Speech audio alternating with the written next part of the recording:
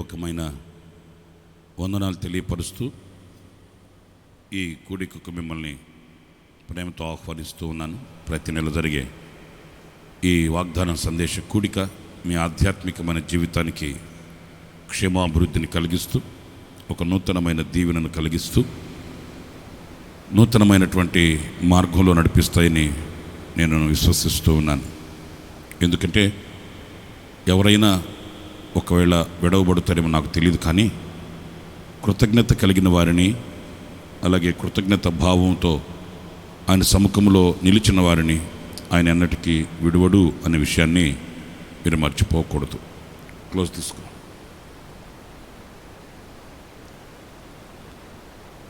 మోనోట్రాంచి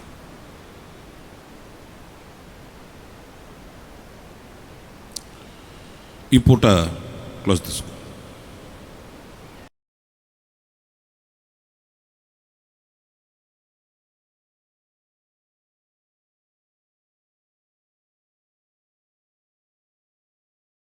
వాక్యాన్ని చెప్పే ముందు కొన్ని ప్రకటనలు. ఈ నెలలో యథావిధిగా 7వ తేదీ ఆశీర్వాద కూడిక, 10వ తేదీ జగ్గయ్యపేట, 15వ తేదీ ప్రకాష్ నగరు, 12 మైలవరం, 15 ప్రకాష్ నగర్, అలాగే 17 మూలపాడు, ఇంకా 24 కోదాడ, 25 మదిర. ఇలా ఈ ప్రతి నెల జరిగే కూడికలు యథావిధిగా జరుగుతాయి. దేవుడు మన ప్రార్థన ఆలకించి ఎలాంటి ఆటంకం లేకుండా ప్రభు సహాయం చేశాడు. మరి మనసారా ప్రభుని ఆరాధన చేసుకోవడానికి అందరం కలిసి కూర్చొని ఆయన మహిమను తలంచడానికి దేవుడు మనకు కృపనిచ్చాడు. మన జీవితాంతం ఆయనకు మనం రుణపడి ఉండాలి. ఆయనను మనం స్తుతించాలి, ఆయనను మనం కనపరచాలి. మనకంటే ఆరోగ్యవంతులు, మనకంటే బలాఢ్యులు ఎందరో మరి దాటుకుని వెళ్ళిపోయారు. మరి దేవుడు మనలో ఏం చూశాడో, ఏమి కోరాడో మనకు తెలియదు. మెట్టుకు ఆయన మనల్ని సజీవులుగా ఉంచాడు. అందుకు దేవునికి మనం కృతజ్ఞులు. కూర్చోండి. గనుక ఈ నెలలో జరిగే కూడికలన్నింటిలో మీరు పాలు పొందండి. ఆసక్తి కలిగిన వాళ్ళు, వసతి ఉన్నవాళ్ళు, ఆ ప్రాంతాల్లో మీకు తెలిసిన వాళ్ళు ఉంటే మీరు తెలియపరచండి. అలాగే అనుదిన కృప అనే పరిచర్య గత 4 సంవత్సరాలుగా కొనసాగుతుంది. వేల మంది ప్రజలు ఆశీర్వదించబడుతున్నారు. ఆ క్లుప్త సందేశాలు ప్రతి ఉదయాన్న మీ గృహాలు చేరుతుంది. గనుక తప్పనిసరిగా అనేకులకు ఆ అనుదిన కృప అనే ఆ పరిచర్యలను కూడా మీరు పరిచయం చేయాలని నేను కోరుకుంటున్నాను. శాయశక్తుల మీకు వసతి ఉన్నంత వరకు మీరు అనేకులకు ఆ అనుదిన కృప అనే పరిచర్యల్ని తప్పనిసరిగా మీరు పరిచయం చేస్తారని నేను ఆశిస్తూ ఉన్నాను. ఇకపోతే యథావిధిగా కార్యక్రమాలు, ఆరాధన కార్యక్రమాలు యథావిధిగా సాగుతూ ఉన్నాయి. అంటే ఆరాధనలు 9 గంటలకి యనమల కుదురులోను, 6 గంటలకి ఉండవల్లిలో మొదటి ఆరాధన, మరలా 9 గంటలకి 2వ ఆరాధన. ఈ కార్యక్రమాలు యథావిధిగా కొనసాగుతూ ఉన్నాయి. ఈ లైవ్లకి అలవాటు పడి ఇంట్లో కూర్చొని శుభ్రంగా అలా కాకుండా దేవుని మందిరానికి వెళ్ళాలి, దేవుని సన్నిధికి వెళ్ళాలి. దేవుని సన్నిధి యొక్క ప్రాముఖ్యత ఏంటో గుర్తించి ఆ దిశగా మీరు ఆధ్యాత్మికంగా ముందుకు రావాలని ఆశిస్తున్నాను. క్లుప్తంగా కొద్ది నిమిషాలు ఈ పూట నేను మీకు దేవుని మాటలు చెప్తాను. ఆ తర్వాత మీరు కింద మీకు భోజనం ఏర్పాటు చేస్తుంటారు. భోజనం చేసుకొని శుభ్రంగా మీరు తిరిగి మీ గృహాలకి మీరు వెళ్ళవచ్చు.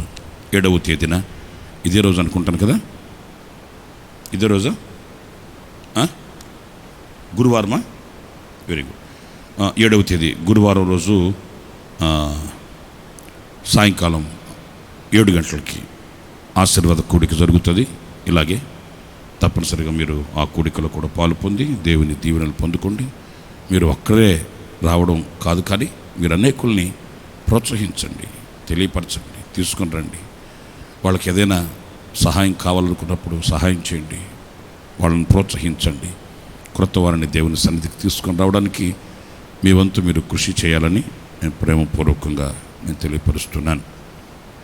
మనం ఈ లోకంలో జీవిస్తున్నాము అనంటే మన శక్తి దేనికి పనికిరాదు. ఎందుకంటే ఈ లోకంలో మనకు అంటే బలము కలిగినవి, శక్తి కలిగినవి మనకు కనిపిస్తాయి. మరొక మాట కూడా ఏంటంటే పవిత్రతలో మనం సాగి వెళ్ళాలి. దేవునికి ఇష్టమైన మార్గమందు మనం నడిచి వెళ్ళాలి. దేవునికి ఇష్టమైన మార్గము అనేది ఈ లోక సంబంధంగా కాస్త అది ఇరుకుగా ఉంటుంది. ఎందుకంటే మెజారిటీ అటే ఉంటుంది, మైనారిటీ ఇటు ఉంటుంది. పవిత్రంగా పరిశుద్ధంగా ఉండాలి అంటే ఒక పోరాడినట్లే ఉంటుంది. ఎవరు కూడా పవిత్రంగా పరిశుద్ధంగా నీతిగా నిజాయితీగా బ్రతికే వారిని ప్రోత్సహించడం లేక వారిని అభినందించడం సన్మానించడం అనేది కష్టంగా ఉంటుంది. ఇంచుమించుగా లోకంలో సద్భక్తితో బ్రతకను ఉద్దేశించిన వానికి హింసలే కలుగుతూ ఉంటాయి. ఒక క్రైస్తవుడు తన మనసుని స్థిరపరచుకోవాల్సింది ఏంటంటే ఒక పోరాటంలో దిగుతున్నాను అని అనుకోవాలి. రక్షించబడిన వ్యక్తి మనసులో స్థాపించుకునవలసిన మాట ఏంటంటే నేను యుద్ధ రంగానికి వెళుతున్నాను అనుకోవాలి. కష్టాలు, నష్టాలు, వ్యాధులు, బాధలు ప్రభు తొలగిస్తాడు, తీసివేస్తాడు, సంరక్షిస్తాడు అనేది ఒక పునాది, బేస్మెంట్. ఆయన తప్పించకపోడు, రక్షించకపోడు, కాపాడకపోడు, ఉద్ధరించకపోడు, ఆదరించకపోడు. ఆయన అన్నీ చేస్తాడు. ఇది ఒక బేస్, ఒక పునాది. కానీ దాని మీద కట్టబడిన భవంతి ఏంటి అనంటే నేను పోరాడాలి, నాకు ఒక పోరాటం ఉంది, ఒక యుద్ధ భూమిలో నేను దిగుతున్నాను అని మన మనస్సుని మనం స్థిరపరచుకోవాలి. ఇక్కడ ఒక మాట నేను మీతో చెప్పాలనుకుంటే పోరాటం లేకుండా జయం లేదు. జయం ఉంది అంటే పోరాటం ఉండి తీరాలి. పోరాటాలే ముద్దు నాకు జయం కావాలంటే అది అమాయకత్వం అని చెప్పుకోవాలి. పోరాడినప్పుడే జయం మనకు కలుగుతుంది. మరి నాకు పోరాటంలో నాకు అంత శక్తి లేదు కదా అంటారేమో. నీ చేతికి పోరాటాన్ని నేర్పిన దేవుడు దాన్ని జయించే శక్తిని కూడా నీకు ఇస్తాడు. నీకు పోరాటాన్ని అనుమతించిన దేవుడు, అర్థమవుతుందా? పోరాటాన్ని నీకు అనుమతించిన దేవుడు ఆ పోరాటాన్ని జయించే మార్గాన్ని కూడా చూపిస్తాడు. మన పెద్దలు సామెత చెబుతుంటారు కదా, మూతి పెట్టినోడు మేత పెట్టడా అంటారు పెద్దలు. మరి మూతి పెట్టినోడు మేత పెట్టడా? పెడతాడు. యుద్ధం ఇచ్చిన దేవుడు జయం ఇవ్వడా? ఇస్తాడు. మనకు తెలియక మనం ఏం చేస్తాం? అమ్మో ఈ పోరాటం, అమ్మో ఈ యుద్ధ భూమి, అమ్మో ఈ శ్రమలు, అమ్మో ఈ శోధనలు, అమ్మో ఈ కష్టాలు అని మనం బొంబెలెత్తిపోతాం, కలవరపడిపోతాం. మనం ఒకటే గుర్తు చేసుకోవాలి, అదేంటంటే ఒక పోరాటం వచ్చిందంటే దాని వెనుక ఏదో ఒక జయం నా కొరకు దాచబడి ఉంది. ఓ కష్టం వచ్చిందంటే ఆ కష్టం వెనుక దేవుని దీవెనలు నా కోసం ఎదురు చూస్తున్నాయి.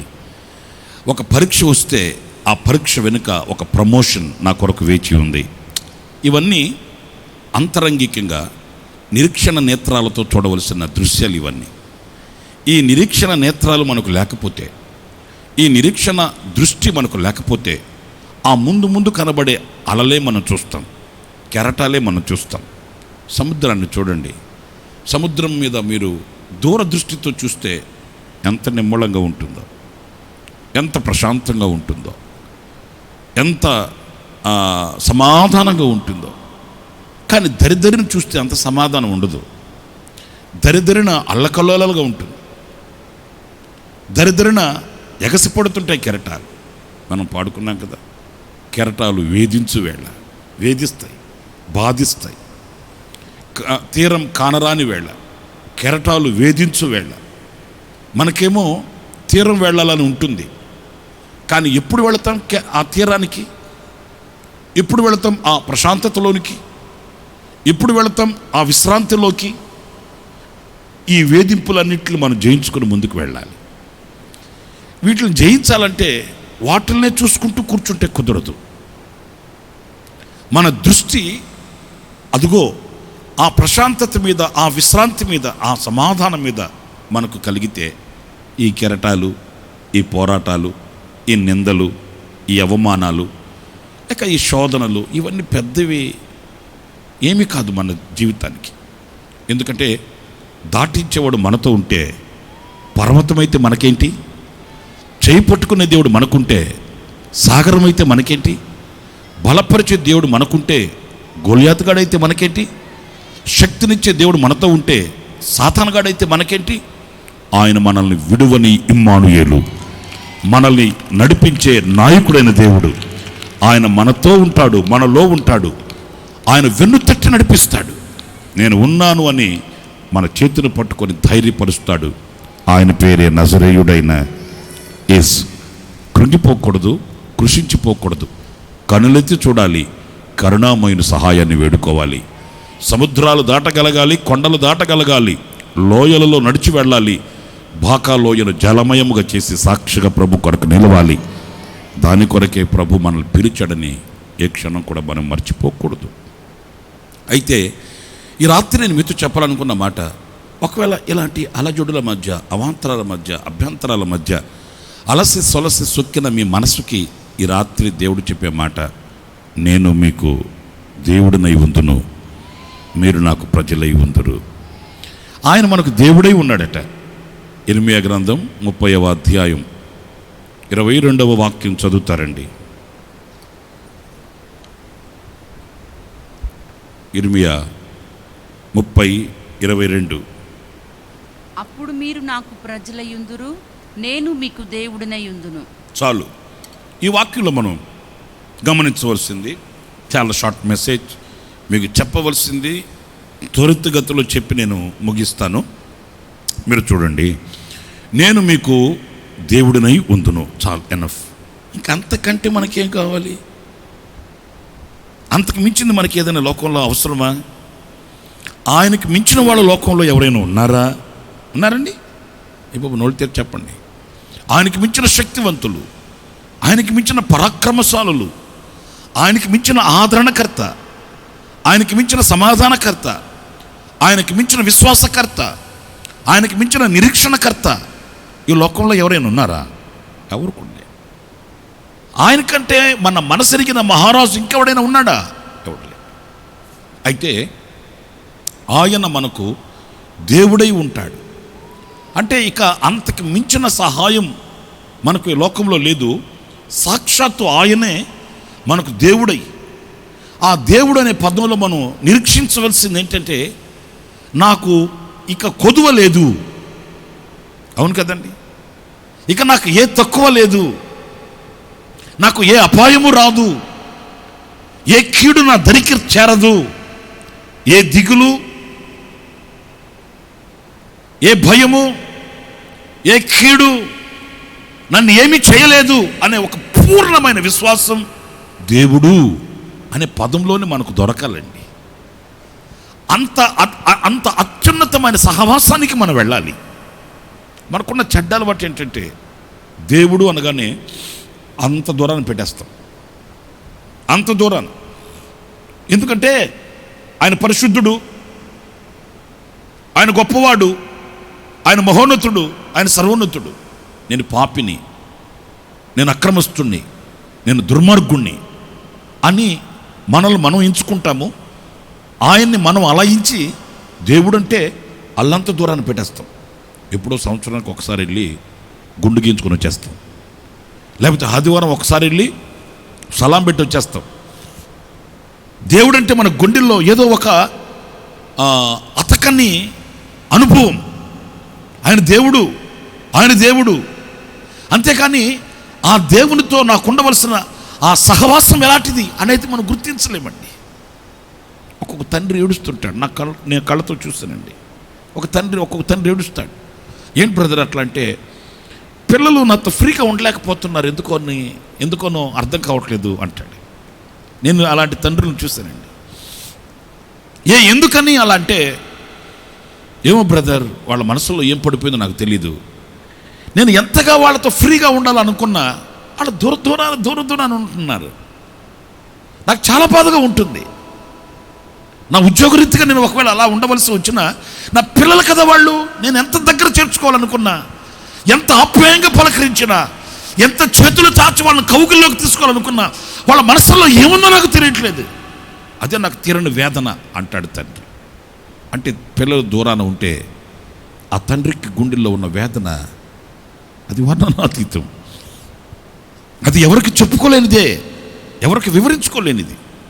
మనం కూడా ఈరోజు ఏం చేస్తున్నామంటే, దేవుడు అనే పదంలో ఆయన నా తండ్రి కదా, నా సృష్టికర్త కదా, నా నిర్మాణకుడు కదా, ఆయనకు మరుగైనది ఏంటి, ఆయనకు చాటైనది ఏంటి, ఆయనే నా ప్రభువు కదా అని ఆయనతో హత్తుకొని బ్రతికి ఆయనలో మనం ఒదిగిపోవడానికి బదులుగా దేవుడు అనే పదంలో ఆయనని మనం కాస్త దూరాన పెట్టి గిరిగీసుకొని గీతలో నిలబడుతున్నాం. కానీ నా ప్రియమైన సహోదరులారా, ఈ రాత్రి మరొకసారి ఈ నెల మొదటి మాసాన ప్రభు నీతో చెప్తున్నాడు. అదేంటంటే, నేను నీకు దేవుడనే ఉంటాను. స్తోత్రం కలుగునుగాక. ఆయన నీకు దేవుడై ఉంటే నీ కార్యాలన్నీ ఆయన చూసుకుంటాడు. ప్రతి కార్యంలో నీకు శక్తినిస్తాడు, ప్రతి పోరాటంలో జయాన్నిస్తాడు, ప్రతి ఆవేదనలలో నీకు ఆదరణనిస్తాడు. నీ కన్నీళ్లు నీ చెంప మీద కారనివ్వడు. ఆయన స్వహస్తాలతో నీ కన్నిటిని తుడిచి ఓ తల్లిలా ఎత్తుకొని హత్తుకొని ముద్దాడి నేను నిన్ను భుజముల మీద మోస్తాను అన్నట్లు ఆయన నిన్ను భరిస్తాడు, సహిస్తాడు. నా ప్రియమైన సహోదరులారా, ఎందుకు నేను నీకు దేవుడినై ఉన్నాను అంటున్నాడంటే ఒక 3 మాటలు నేను మీతో చెప్తాను. ఇదే వాక్యంలో, ఎక్కడికి వెళ్ళాల్సిన అవసరం లేదు. ఇదే వాక్యంలో పైకి 18వ వాక్యానికి వెళితే అక్కడ ఒక వాక్యం చూడండి.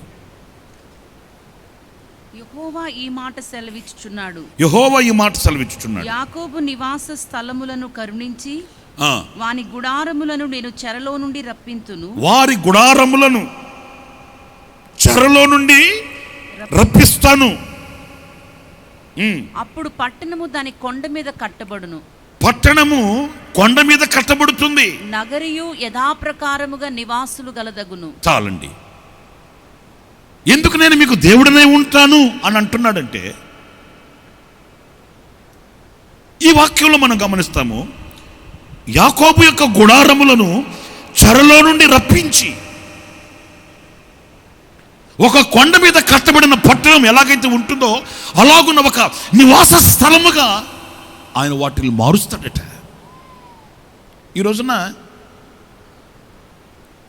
అనేకుల గుడారాలు చెరలో ఉన్నాయండి. ఎక్కడున్నాయండి? పట్టణాలలో కాదు, సమృద్ధిలో కాదు, సంతోషంలో కాదు, చెరలో. ఈ చెరలో ఉన్న ఈ గుడారాల్ని ఆయన రక్షిస్తాడట, ఆయన విడిపిస్తాడట. చెర అనేది ఒక శపింపబడిన అనుభవమే అని చెప్పుకోవాలండి. ఎందుకంటే మన ఆశలు నెరవేర్చుకోవడానికి లేదు, మనం సంతృప్తి చెందడానికి లేదు, విశాలంగా నడిచి వెళ్ళడానికి లేదు, మనకు ఎలాంటి స్వతంత్రత లేని వారముగా ఏదో అణగదొరకబడిన ఒక అనుభవం, ఒక చెర అనుభవం. అయితే అనేక కుటుంబాలు ఈ రోజున ఆ చెరలో పట్టబడి, ప్రియమైన సహోదరులారా, ఒకవేళ చేతికి 4 ఏళ్లకి 4 ఉంగరాలు వేసుకుని ఉండొచ్చు, అవి పిచ్చివో ఒరిజినల్ దేవుడికి ఎరుక. మెడలో ఇంతలా గొలుసేసుకొని ఉండొచ్చు, కద్దరు బాటలు వేసేసుకొని పెద్ద ఆసాములాగా తిరగచ్చు.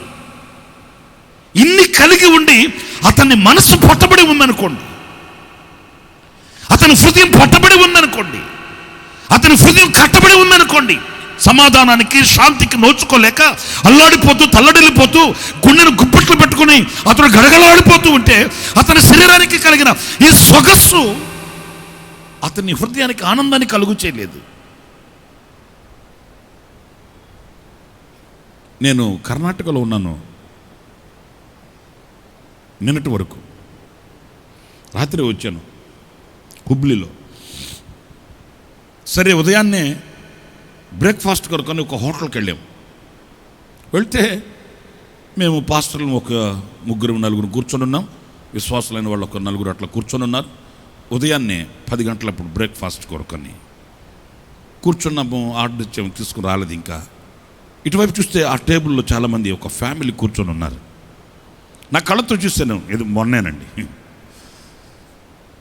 ఓ రిచ్ ఫ్యామిలీ, భార్య, భర్త, కుమార్తెలు, కుమారుడు, అందరూ ఫ్యామిలీ కూర్చొని వాళ్ళు బ్రేక్ఫాస్ట్కి వచ్చారు, కూర్చొని ఉన్నారు. నేను చూస్తాను, అలాగా చూస్తే ఆ పెద్ద ఆయన, అంత పెద్ద rich family, water bottle open చేసి గ్లాసులో నీళ్లు పోసుకొని, మీరు నమ్మండి, ఇన్ని బిళ్ళలండి. ఆ బ్యాగ్ ఓపెన్ చేశాడు, ఆ బ్యాగ్లో నుంచి ఇన్ని బిళ్ళలు, ఒక్కొక్కటి లెక్క పెట్టుకొని ఏ బఠానీ గింజలు తిన్నాడు అంటున్నాడు. ఆ వ్యక్తిని, మనిషిని చూస్తే ఏమో ఆరోగ్యవంతుడిలాగానే కనబడుతున్నాడు, సమృద్ధి కలిగిన వాడిలాగే కనబడుతున్నాడు. నాకు అనిపించింది, మరి మనిషి ఈరోజు పైకి కనబడుతున్న రూపం వేరు, అతని శరీరంలో అంతరంగికంగా అతను అనుభవిస్తున్న క్షోభ వేరు. ఈ రాత్రి మీరు ఇలా ఎంతమంది కూర్చొని ఉన్నారో నాకు తెలియదండి. ఈ స్థితిలో నేను మీ ముఖ కవళికలు చూసి ఒకవేళ క్షేమంగానే ఉన్నారులే అని నేను అనుకోవచ్చు. నేను మీ ముఖాన్ని చూసి సమృద్ధితోనే ఉన్నారులే అని నేను అనుకోవచ్చు. కానీ హృదయ అంతర్భాగాలు చూసే దేవునికి, నీ హృదయం ఏ చెరలో ఉంది, నీ మనస్సు ఏ చెరలో ఉంది, దేని చేత పొట్టబడి కట్టబడి నీవు మూగవేదన చేత కుమిలిపోతున్నావో ఆయనకు తెలుసు. అందుకే ఈ నెల మొదటి దినాన నీ గుడారాన్ని ఆ చెరలో నుండి నేను విడిపిస్తానని ప్రభు చెప్తున్నాడు. నీకు మనసుకి వేదనను కలిగించే చెర. ఇక్కడ మీకు ఒక వ్యక్తిని మీకు జ్ఞాపకం చేస్తాను. అతను ఎవరంటే లోతు. ఈ లోతు కుటుంబాన్ని శత్రువు వచ్చి చెరపట్టుకుని వెళ్ళి అతను వాళ్ళని చెరలో ఉంచాడు, లేక చెరపట్టుకుని తీసుకుని వెళ్ళిపోయాడట. నాకు ఆ వాక్యాలు మరలా నేను ఈరోజు చదువుతున్నప్పుడు నా మనసుకు వచ్చిన ఆలోచన ఏంటంటే, లోతు అయినా అబ్రహాం అయినా దేవునికి తెలిసిన వాళ్ళ, దేవునికి తెలియని వాళ్ళ? మీరు చెప్పండి. లోతు ఎవరో దేవునికి తెలీదా? పోనీ దేవుడు ఎవరో లోతుకు తెలీదా? మరి ఆయన దృష్టిలో ఉన్న వారిని చెరపట్టుకొని తీసుకుని వెళుతుంటే ఆయన మౌనంగా ఉన్నాడు. ఎందుకు ఈ రోజున కుటుంబాలు చెరలో ఉంటున్నాయి, అనేకుల హృదయాలు చెరలో ఉంటున్నాయి, అనేకుల హృదయాలు చెరపట్టబడినట్లుగా ఈ రోజున కన్నీటిమైపోతున్నాయి. ఇదంతటికి కారణం ఏమై ఉంటుంది? నా ప్రియమైన సహోదరులను ఆలోచించాలి. మనకు ఒకటి తెలుసు, కర్మ సిద్ధాంతం. ఇది జీవితంలో ఒక రద్ధాంతం అయిపోయింది. ఏమన్నా జరగనివ్వండి అనే మాట ఏంటి? బా కరెక్ట్గా చెప్పావమ్మా. ఏదైనా జరగనివ్వండి అనే మాట ఏంటంటే, చేతులారా మనం చేసుకోవడం. ఆఖరికనే మాట ఏంటంటే, నా కర్మ. అది ఎక్కడుందో నాకు అర్థమే చావదు. ప్రపంచమంతా ఎతికినా కూడా దొరకదు. ఆ కర్మ అనేది ఎక్కడుంది, ఎక్కడ అని వెతికితే కంటికి ఎక్కడ కనబడదు, కానీ కొంతమంది నోట మాత్రం వినబడుతుంటుంది.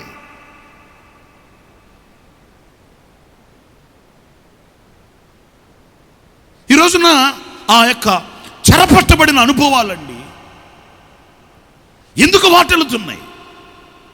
యోబు ఒకవేళ ఈ లోతు భక్తుడే అయినప్పటికీ, దేవుని యొక్క ఆశీర్వాదాలు రుచి చూచిన వాడే అయినప్పటికీ, దైవ దీవెనలు ఎలాంటివో అతడు అనుభవించిన వాడే అయినప్పటికీ, అతడు ఆ స్థితికి దిగజారిపోవడానికి కారణం లేకపోలేదు. ఎప్పుడు మనం ఏదైనా ఒకటి కారణం లేకుండా వచ్చింది అని అనుకోకూడదండి. ఇక మనకు ఏమి అర్థం కాక దేవుని మీద రుద్దేయకూడదండి, దేవుని మీద వాటిని తోసేయకూడదండి. ఏదైనా ఒకటి జరిగిందంటే దానికి కారణం ఉండి తీరుతుంది. లోతు జీవితంలో మనం చూస్తే లోతు ఎలాంటి వాడు అనంటే, అతడు పిలుపును ఏమాత్రం లక్ష్య పెట్టిన వాడు కాదండి. అతని కుటుంబం చెరపట్టబడడానికి, అతని కుటుంబం చెరలోనికి వెళ్ళిపోవడానికి, అతని కుటుంబం బంధించబడడానికి, అతని కుటుంబం ఒక శత్రువు చేతిలో నలిగిపోవడానికి గల కారణం తన పిలుపును ఏనాడు కూడా అతడు గుర్తించి గమనించిన వాడు కాదండి. కాదు. మీరు అనుకోవచ్చు, దానికి దీనికి ఏం సంబంధం? శత్రువు వచ్చి దాడి చేయడానికి, శత్రు చేతులు చిక్కిపోవడానికి నేను పిలువబడిన పిలుపుకి ఏంటి సంబంధం అనుకుంటారేమో. ఎవడైతే ఏ రీతిగా పిలువబడ్డాడో, ఏ పిలుపుతో పిలువబడ్డాడో, దేవుడు పిలిచిన ఆ పిలుపులో ఉన్న రహస్యం ఏంటో, ఆ పిలుపులో ఉన్న ఆశీర్వాదం ఏంటో గుర్తించిన వాడు అవుతాడో అతడు ఎంతటి శత్రువునైనా అధిగమించగలుగుతాడు. అందుకే పరిశుద్ధుడైన పౌలు అంటాడు, సహోదరులారా మీరు పిలువబడిన రీతిని గుర్తు చేసుకోండి, మీ పిలుపుకు తగినట్లుగా మీరు నడవండి. లోకంలో గనులైన వారికి, బలాఢ్యులైన వారికి, పరాక్రమశాలులైన వారికి లేని ఆ ఉన్నతమైన హై కాలింగ్, ఆ ఉన్నతమైన పిలుపుని ప్రభు మీకు ఇచ్చి చీకటిలో నుండి ఆశ్చర్యకరమైన వెలుగులోనికి మిమ్మల్ని పిలిచాడు. అది మీకు తెలియకపోతే ఈ ఆశ్చర్యకరమైన వెలుగు యొక్క విలువ మీకు తెలియదు.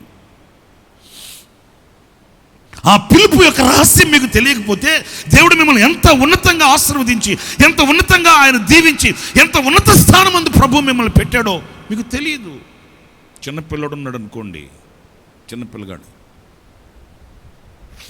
ఆ చిన్నపిల్లగాడికి 2000 రూపాయల కాగితం చేతికిచ్చి వాడిని పరీక్షించి చూడండి. అమ్మో 2000, 2000 అమ్మో అని చక్కగా మడతపెట్టి మనలాగా జోబులో పెట్టుకుని దాచుకుంటాడా? ఎందుకని? దాని విలువ వాడికి తెలియదండి. ఆశ్చర్యకరమైన వెలుగు యొక్క ఆ విలువ మనకు తెలియట్లేదు. ఆశ్చర్యకరమైన వెలుగు యొక్క ఆ దీవెనకరమైన బ్రతుకు మనకు తెలియట్లేదు. అందుకని ఏం జరుగుతుంది? ఈ ఆశ్చర్యకరమైన వెలుగు యొక్క విలువ మనకు తెలియక మరలా ఆ పూర్వపు ఆచారాలలోనికి, ఆ పూర్వపు చీకటి సంబంధమైన వాటిలోనికి మన మనసు వెళ్ళిపోతుందండి. నా ప్రియమైన సహోదరులారా, లోతు జీవితంలో మొదటి కుంటితనం మనం గమనించగలిగితే, అతడు తమ పిలుపును, ఏర్పాటుని అతడు ఎరిగిన వాడైతే, గ్రహించిన వాడైతే, ఆ పిలుపుకు తగినట్లుగా అతడు నిలిచి ఉండేవాడు. శత్రువు చేతిలో తన కుటుంబం చెరపట్టబడకుండా ఉండేది. ఈరోజు అనేక కుటుంబాల్లోకి మనం వెళితే ఎందుకు ఆ కుటుంబం చిన్న భిన్నాలు అయిపోయింది? ఎందుకు ఆ కుటుంబం ఈ రోజున కన్నీటిమయమైపోయింది? ఆ కుటుంబంలో సాతాను ఎందుకు సింహాసనాన్ని వేసుకుని కూర్చున్నాడు అని అంటే, దానికి మొదటి కారణం వారిని దేవుడు ఆశ్చర్యకరమైన వెలుగులోనికి పిలిచిన ఆ ఆశ్చర్యకరమైన వెలుగు యొక్క విలువ తెలియకుండా తమ పిలుపును విస్మరించాడు. కనుకయే ఈ రోజున కుటుంబం చెరపట్టబడింది అని చెప్పడానికి సందేహమేమీ కూడా లేదు. ఈ రాత్రి మీరు కూడా ఆలోచించండి. మీకు తెలియని కన్నీళ్లే కానీ, మీకు తెలియని దుఃఖమే కానీ, మీకు తెలియని ఆవేదనే కానీ, మీకు తెలియని నష్ట కష్టాలే కానీ ఎందుకు ఈ రోజున మీ నెత్తి మీదకి కూర్చున్నాయి? శ్రమ పడుతున్నా ఈరోజు ఎందుకు సుఖజీవనం చేయలేకపోతున్నారు? శత్రువు చేతుల్లో చెరపట్టబడినట్లుగా ఈరోజున కుటుంబం విచ్ఛిన్నమై చిన్న భిన్నాలై ఈరోజున కుటుంబపు వ్యవస్థ ఎందుకు కుప్పకూలిపోతుంది? మనసుకు నెమ్మది, విశ్రాంతి లేని పరిస్థితుల్లో ఎందుకు జీవితం చల్లాచెదరైపోతుంది? ఆ వెలుగు యొక్క ప్రాముఖ్యతని, ఆశ్చర్యకరమైన వెలుగులోనికి నేను పిలిచిన దేవుని యొక్క గుణాతిశయములను లేక ఆశీర్వాదములు పొందుటకే నేను పిలిచిన ఆ దేవుని హృదయాన్ని ఎరుగక లోతు వలె అతని దృష్టి, అతని మనస్సు మరలా ఆ పూర్వపు పరిస్థితుల్లోనికి ఏడవబడినట్లుగా మన మనస్సు ఏడవబడినందు చేత అని గ్రహింపు ఈ రాత్రి నీకు కలిగితే, ఈ రాత్రి నువ్వు చేయవలసింది ఒకటే, ఆయన నీకు దేవుడై ఉండాలి అని అనుకుంటే, ప్రభువా నా కుటుంబం చెరలో ఉంది, ఆ చెరలో ఉన్న కుటుంబాన్ని ఈ రాత్రి నువ్వు విడిపించమని కోరుకుంటే, ఆయన నీకు దేవుడై ఉండి ఆ చెరలో ఉన్న నీ కుటుంబాన్ని, ఆ చెరలో ఉన్న నీ హృదయాన్ని, చెరలో నలిగిపోతున్న నీ మనస్సుని, చెరపట్టబడినట్లుగా కృంగిపోతున్న కుటుంబపు వ్యవస్థని ఆయన వెలుగులోనికి తీసుకుని వస్తాడు. స్తోత్రం కలుగుగాక. నీవు ఎప్పుడు ఎన్నడూ ఎరగని ఒక విడుదల విజయం చేత నిన్ను నింపుతాడు. నా ప్రియమైన సహోదరులారా, అన్నప్పుడు మనలో ఉన్న బలహీనతని ఇంకా దాచుకొని మగ్గిపోకుండా మనం విడిచిపెట్టి ఆ దేవుని సరసన, ఆ దేవుని నీడకి పరిగెత్తవలసిన అవసరం ఉందండి. అంతేకాదు, లోతు ఎలాంటి వాడంటే, మీకు టూకీగా చెప్పుకుంటూ వెళ్తాను, వినండి జాగ్రత్తగాను. అతడు లోకాశల చేత ఏడవబడిన వాడుగా కనిపిస్తాడు. లోతు జీవితంలో మనం గమనించినప్పుడు అతడు వెంబడించిన మార్గం, అతడు నడిచి వచ్చిన మార్గం ఎంత పవిత్రమైందండి. జాగ్రత్తగా వినాలి మీరు. అతడు ఏర్పరచుకున్న మార్గం చాలా వాల్యుబుల్, ఎంతో శ్రేష్టమైనది. అమాయకంగా, అయోగ్యంగా, అపాత్రునిగా అతడు అడుగు వేయలేదండి. అతడు వచ్చిన మార్గం ఎలాంటిది అనంటే, అతడు ఎంపిక చేసుకున్న మార్గం, అతడు చూసిన అనుభవాలు ఎలాంటివంటే అంత శ్రేష్టమైనవి. ఎందుకంటే అబ్రహాముని వెంబడించిన వాడు లోతు. మీరు జాగ్రత్తగా వినండి. అబ్రహామును వెంబడించిన వాడు లోతు అనంటే, అబ్రహాము ఎలా బయలుదేరి వచ్చాడు మీరు చెప్పండి? కలిగినవన్నీ విడిచి వెంబడించాడా, లేక సంపాదన మీద ఆశ కలిగి బ్రతుకు కొరకు, జీవనం కొరకు అతడు దేవుని నమ్ముకొని వచ్చాడా? మీరు చెప్పండి. ఉన్నవన్నీ అంటే లోతు చూసిన మార్గం, లోతు వచ్చిన అనుభవాలు, లోతు ముందు ఉన్న మాదిరి ఎలాంటిది? ఉన్నవే విడిచి వచ్చిన అనుభవాలండి. వాస్తవంగా లోతు యొక్క మనస్తత్వం ఎలా ఉండాలి అని అంటే, అతనికి లోకాన్నంతటిని కూడగట్టి తీసుకుని వచ్చి అతను ముందు పెట్టిన, అతడు ఏమాత్రం మెగ్గు చూపకుండా వాటిని విసర్జించగలిగిన, ఆ యొక్క మనస్సు కలిగిన, ప్రతిష్టత కలిగిన వ్యక్తిగా ఉండాలి. ఎందుకంటే అసలు అతను పునాదే, అతడు బయలుదేరి వచ్చినప్పుడు అతని యొక్క అనుభవాలే అంతటా శ్రేష్టమైనవి, అంత శ్రేష్టమైనవి. కానీ ఈ రోజున లోతు ఆ స్థితిలో లేడండి. అతని ప్రారంభం ఉన్నట్లుగా ఇప్పుడు అతని యొక్క ఆధ్యాత్మికమైన విలువలు కనిపించట్లేదండి. అతడు ప్రారంభంలో ఉన్నట్లుగా అతడి యొక్క హృదయ తీర్మానం ఈ రోజున ఆ స్థితిలో లేదండి. ఒకప్పుడు ఉన్న ఆధ్యాత్మికమైన విలువలు వేరు, ఇప్పుడు అతనుకున్న విలువలు వేరండి. అతనికి ఇప్పుడు ఆ మొదటిలో ఉన్న ఆధ్యాత్మికమైన వాటికి బదులు అతడు లోక ఆశల చేత ఈడవబడిన వాడుగా, కనులెత్తి చూడగా, మరి ఆనాడు అబ్రహాము కనులెత్తి చూశాడా? తనకి ఏదైనా కావాలి, ఏదైనా ఉండాలి, ఏదైనా కూర్చుకోవాలని ఆశించాడా అనంటే ఆనాడు కాదు కదా, నిన్నటి రోజు కాదు కదా, ఈనాడు కాదు కదా, అతడు రాబోవు దినములలో కూడా అలాంటి ఆశని ఏం మాత్రం దగ్గరకు రానివ్వలేదు అబ్రహాం. కానీ లోతు అలా కాదు. ఆనాడు ఉన్న ఆ స్థితిని ఈనాడు కోల్పోయాడు. ఈయన కన్నులెత్తి చూడడం ప్రారంభించాడు. ఇవన్నీ మనం చదువుకున్న వారమే, ఒకవేళ ఇవన్నీ మనకు తెలిసినవే అయినప్పటికీ ఈ రోజున మన కుటుంబం చెరపట్టబడడానికి ఒకవేళ ఇదే కారణమే అయితే, అలాంటి స్థితిని ఈ రాత్రి మనం గుర్తించాలండి. ఇంట్లో ఏదో సచ్చిని కంపు కొడుతుంది అనుకో, ఇంట్లో ఈ కంపు మనకు అలవాట్లు అనుకుంటామా? ఏం చేస్తాం? పరకట్ట చేత పట్టుకొని మూలలన్నీ వెతికి ఆ సచ్చిన పందికొక్కను బయటికి లాగుతాం. ఆ సచ్చిన పందికొక్క ఇంట్లో ఉన్నంత కాలం మనం ఇంట్లో ప్రశాంతంగా ఉండలేము. పందికొక్క మనకు కొత్త, పాతదే. కానీ ఆ సచ్చిన ఆ యొక్క అనుభవాన్ని మనం తీసి బయట వేస్తే కానీ మన ఇల్లు పరిశుభ్రంగా ఉండదు. అలాగనే మన హృదయంలో కూడా ఆ సచ్చిన అనుభవాలు, నిర్జీవమైన క్రియలు, లేక మన కుటుంబం చెరపట్టబడడానికి గల కారణమైన ఆ నిర్జీవమైన వాటిని గుర్తించి గమనించి వాటిని మనం తీసివేయకపోతే నా ప్రియమైన సహోదరులారా, ఈ కన్నీళ్లు అలాగే కొనసాగుతాయి. నీ జీవితపు ఆ శాపం అలాగే నిలిచి ఉంటుంది. నువ్వు ఏది చేసినా, ఎక్కడికి వెళ్ళినా, ఏది ప్రయాసపడి ప్రారంభించినా అందులో ఏమాత్రం విజయవంతమైన బ్రతుకుని నువ్వు చూడలేవనే విషయాన్ని గుర్తించాలి. ఇప్పుడు తలనొప్పి తగ్గాలని చెప్పి తలగళ్ళు మారుస్తూ ఉంటే తలనొప్పి తగ్గుతుందా? మీరు చెప్పండి.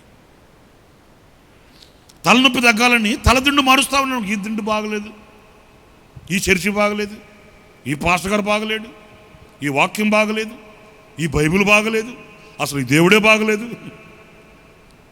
ఆ కొంతమందికి ఆ అలవాటు ఉంటుందిలేండి. టూరిస్ట్ బస్సుల్లాగా తిరుగుతూ ఉంటారు. నాతో కూడా కొంతమంది చెబుతుంటారు, ఏమంటే పాస్టర్ గారు అండి చాలా చర్చిలు తిరిగామండి, ఇప్పుడు మీ చర్చికి వస్తున్నామండి. ఇది ఇప్పుడు దాటేస్తారండి. మరి అంతే కదా, దాన్ని దాటి వచ్చినోడు దీన్ని దాటిపోడేంటి? అంతేగాని పాస్టర్ గారండి మనసు మార్చుకున్నానండి, దేవుని వాక్యం చేత పట్టబడ్డానండి, దేవుని వాక్యం నా హృదయంలో క్రియ చేసిందండి, దేవుని వాక్యం చేత ఒక నూతనమైన మనసుని నేను పొందుకున్నానండి, నా అంతరంగంలో ఒక మార్పు కలిగిందండి. ఇలాంటి మాటలు కొందరి దగ్గర వినబడతాయి. కొందరు మాత్రం ఏం చెబుతారంటే, నేను విజయవాడలో చాలా చర్చలు చూశానండి, చాలామంది దగ్గరికి వెళ్ళానండి, ఇప్పుడు నేను ఒక 4 వారాల నుంచి మీ దగ్గరకు వస్తున్నానండి అంటారు. అంతేగాని అసలు ఎందుకు ఈ క్షోభ కలుగుతుంది? నా ఆధ్యాత్మికమైన విలువలేంటి? నా ఆధ్యాత్మికమైన స్థానం ఏంటి? నా ప్రారంభం ఎలాగ ఉంది? ఈరోజు నేను ఏం కలిగి ఉన్నాను, ఏం పోగొట్టుకున్నాను, ఏది నేను జారవిడుచుకున్నాను, ఏది జారవిడుచుకొని ఈరోజు వట్టివాడుగా ఉన్నాను అనే విమర్శ. ఇప్పుడు ఒక మాట, ఘాటైన మాట చెప్తాను, బాధపడకండి. ఎవడైతే తనకు తాను విమర్శించుకుంటాడో వాడు శుద్ధుడిగా మార్చబడతాడు. అంతేకాదు, తనను తాను విమర్శించుకున్నవాడు ఘనతాస్పదంగా మార్చబడతాడు. ఎవరికి ఎవరు వాళ్ళకు వాళ్ళు విమర్శించుకోవాలి. మనకు విమర్శలు అంటే మనకు పడదే. మనకు శృతి మెత్తగా మాట్లాడాలి, మనకు పొగడతలు కావాలి, మనకు ఘనతలు కావాలి, మనకు ఏమంటారు దాన్ని, మనవాళ్ళు చెప్తారు కదా, వాడుకగా గాలి కొడుతుండాలి. వాళ్ళని కన్నా పొగుడుతూ గాలి కొడుతుంటే, అబ్బా మీలాంటి విశ్వాసులు లేరండి, మీలాంటి ప్రార్థన పరులు లేరండి, అసలు మీరు దేవుని బిడ్డలండి, పరలోకం మీ కొరకు రిజర్వేషన్ చేసేస్తుందండి అన్నామనుకో, ఇట్లాంటి పాస్టర్ ఆయన ప్రపంచంలో దొరకడా బాబు అంటారు. అదే మీ అంతరంగ పరిస్థితిని ఎత్తి చూపించి,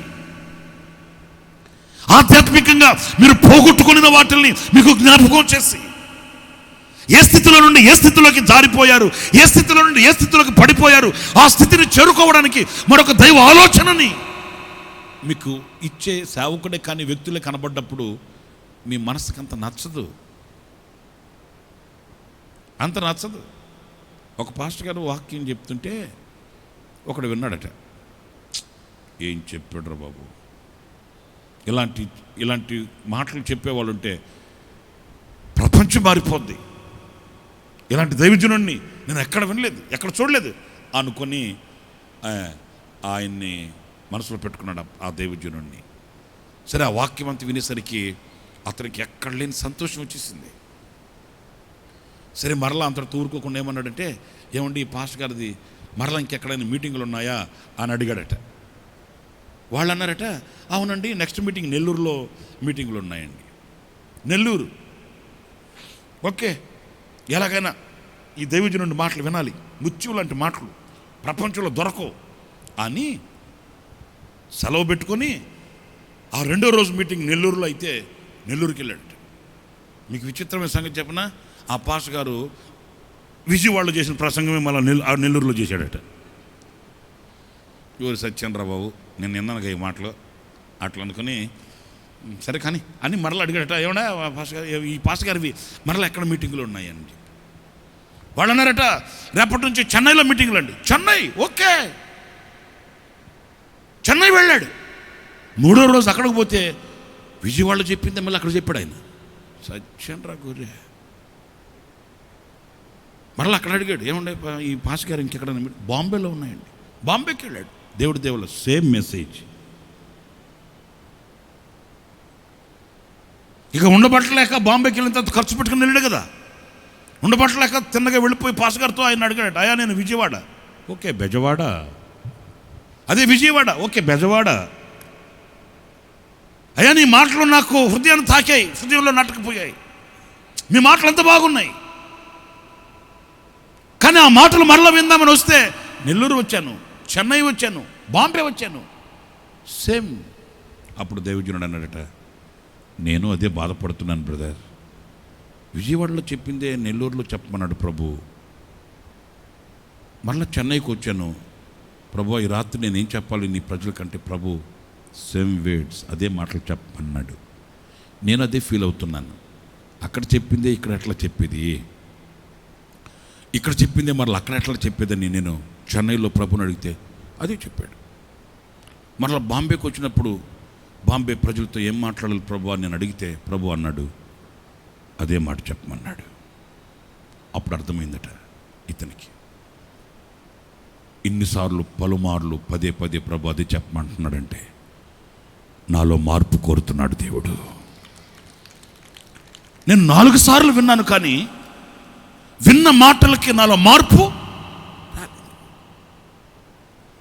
నేను 4 మార్లు విన్నాను, కానీ బాగున్నాయి అని మార్పు లేని మార్కులు వేసానే కానీ నాలో పశ్చాత్తాపం కలగలేదు. ఇన్నిసార్లు ప్రభు పదే పదే పదే పదే మాట్లాడుతున్నాడంటే నా అంతరంగంలో మార్పు కోరుతున్నాడు ఆయన.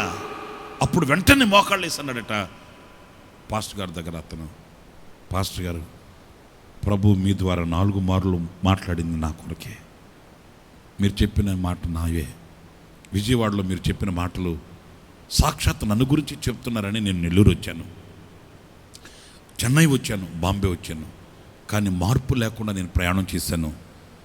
ఇప్పుడు నాకు కనువిప్పు కలిగింది. నా ప్రియమైన సహోదరులారా, మీరు ఆలోచించండి. మనం ఈ రోజున మనల్ని మనం విమర్శించుకొని నా ఆత్మీయ స్థితి ఎలా ఉంది, నేను దేని చేత ఏడవబడుతున్నాను, దేని చేత నేను మరి కప్పబడి ఉన్నాను, నాకు కలిగిన విలువైన ఆధ్యాత్మికమైన వరములు ఫలములను కలిగి ఉన్నానా, లేక లోతు వలె లోకానుసారంగా ఏడవబడి లోకాశల చేత నేను కప్పబడి ఉన్నానా అని గనక గుర్తించుకొని ఆ చెర నుండి విడిపించగలిగిన సర్వశక్తి కలిగిన దేవునిని కోరుకుంటే, నా ప్రభు ఈ నెల మొదటి దినాన నీతో చెప్తున్నాడు, నేను నీకు దేవుడినై ఉంటాను, నీ చెర నుండి నేను నీ కుటుంబాన్ని విడిపిస్తాను, నిన్ను బంధించి ఉన్న, నిన్ను కట్టి ఉన్న ఆ కట్లలో నుండి, ఆ చెరలో నుండి నేను నిన్ను విడిపిస్తాను. లోతు ఎలాంటి వాడు, తన ఇష్టమును నెరవేర్చుకుని వాడంటండి. లోతు దేవుని ఇష్టాన్ని నెరవేర్చేవాడు కాదు. మీరు కొంచెం మీ జీవితాన్ని టాలీ చేసుకుని చూడండి. లోతు కుటుంబం చెరపట్టబడడానికి గల కారణం, లోతు ఎలాంటి వాడో తెలుసండి, తన ఇష్టం నెరవేర్చబడాలి. దేవుడు ఎన్ని ఉపకారాలు చేసినా, ఎన్ని మేలులు చేసినా, ఎంత ఉపకారం చేసి అతనిని తప్పించి రక్షించి విమోచించి అతనిని విడదీసి తీసుకుని వచ్చినా అతని ఇష్టమే, అతని యొక్క ఆశలే నెరవేర్చబడాలి. దేవదూతతోనైనా చెప్తాడు ఆయన, అలాగున కాదు నా ఇష్టం ఇది. ఒరే అట్లా కాదురా బాబు, నా మాట వినరా. లేదు నేను అమ్మాయినే పెళ్లి చేసుకుంటాను. ఒరే నిజమేరా, కరెక్ట్ నువ్వు చెప్పేది, కానీ వాళ్ళకి మనకు సాంగత్యం ఎక్కడరా? విశ్వాసకి అవిశ్వాసకి పొత్తెక్కడా? మనం ప్రభుని ఎరిగిన వాళ్ళము, ప్రభుని ఆరాధించని వారము, ఆయన సముఖంలో నిర్దోషమైన చేతులెత్తి ఆరాధించగలిగిన వారము, మనకు వాళ్ళతో సాంగత్యం ఎక్కడా? అబ్బే కాదండి, అయితే వాక్యం అట్లా ఉంటే ఉండింది, కానీ నాకు మాత్రం ఆ అమ్మాయే ఇష్టం. ఒరే నా మాట వినరా, పెళ్లి చేసుకున్న తర్వాత నేను మార్చుకుంటా అన్నాడు. పెళ్ళైన తర్వాత ఆయన మార్చుకోలే, ఆ అమ్మాయి మార్చుకుంది. అంటే ఇంట్లో ఎవరిది మెజారిటీ అయితే వాళ్ళ వైపు వెళ్ళిపోతారు. మీకు అర్థమైందా? మన ఇష్టం. దేవుని ఆలోచన ఏంటి, దేవుని యొక్క ఉపదేశం ఏంటి, దేవుని యొక్క ఆయన యొక్క ప్రణాళిక ఏంటి మనం గుర్తించమండి. మన ఇష్టం నెరవేర్తే చాలు.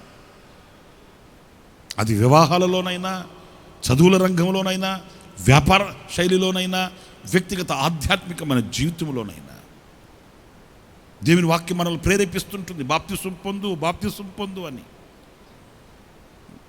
మన ఆలోచన ఏం చెబుతుంది? ఇప్పుడు కాకపోతే తర్వాత అయినా పొందుకోవచ్చు కదా, ఇప్పుడు అంత అర్జెంట్ ఏముంది? చూసారండి, పరిశుద్ధాత్మ కొరకు కనిపెట్టి ప్రార్థన చేయి, ఉపవాసం ఉండి ప్రార్థన చేయి, దేవుని ఆత్మచేత నింపబడు అని మన మనసాక్షి మనల్ని గద్దిస్తుంటుంది. దేవుని ఆత్మ మనల్ని ప్రేరేపిస్తుంటుంది. కానీ మన ఆశ ఏం చెబుతుంది? ఇప్పుడే పొందుకుంటే ఎట్లా? ఇప్పుడే అంత అవసరం ఏంటి? ఇంకా వయసు ఉంది, ఇంకా కాలం ఉంది. అట్లా ఈ రెండిట్లో ఏది తేలుతుంది, ఏది జయిస్తుంది, ఏది గెలుస్తుంది అనంటే మన ఆశలే. ఇక్కడ కూర్చుని ఉన్న వారిలో దేవుని ఆత్మ ఇదిగో ఈ యొక్క స్వభావాన్ని గుర్తించి దేవుడు మాట్లాడుతున్న మాటలు ఇవి, లేక నీ హృదయ అంతరంగాన్ని ఎరిగిన దేవుడు సూటిగా నీతో మాట్లాడుతున్న మాటలు ఇవి. నీ ఇష్టం నేను నెరవేర్చుకుంటున్నావా? ఈ రోజున నీ కుటుంబం, నీ గుడారం చెరపట్టబడడానికి గల కారణం నీ ఇష్టము నెరవేర్చుకొని, నీ తలంపులు నెరవేర్చుకొని, నీ కోరికలు, నీ ఉద్దేశాలు నెరవేర్చుకొని నువ్వు పరుగులు తీస్తున్నందు చేత ఆ చెరపట్టబడిన కుటుంబముగా నీ కుటుంబం నిలిచి ఉందని చెప్పడానికి సందేహం ఏమీ కూడా లేదు. నా దగ్గరకు ఒక ఫ్యామిలీ యవనస్తులైన వాళ్ళు వచ్చారండి. ఒక 4 సంవత్సరాల క్రితం అనుకుంటాను. ఏమండి మేము ఇద్దరు ప్రేమించి పెళ్లి చేసుకున్నామండి అన్నారు. మంచిదే కదా, ప్రేమించి పెళ్లి చేసుకుంటే మంచిదే కదా. నవ్వుతారేంటి?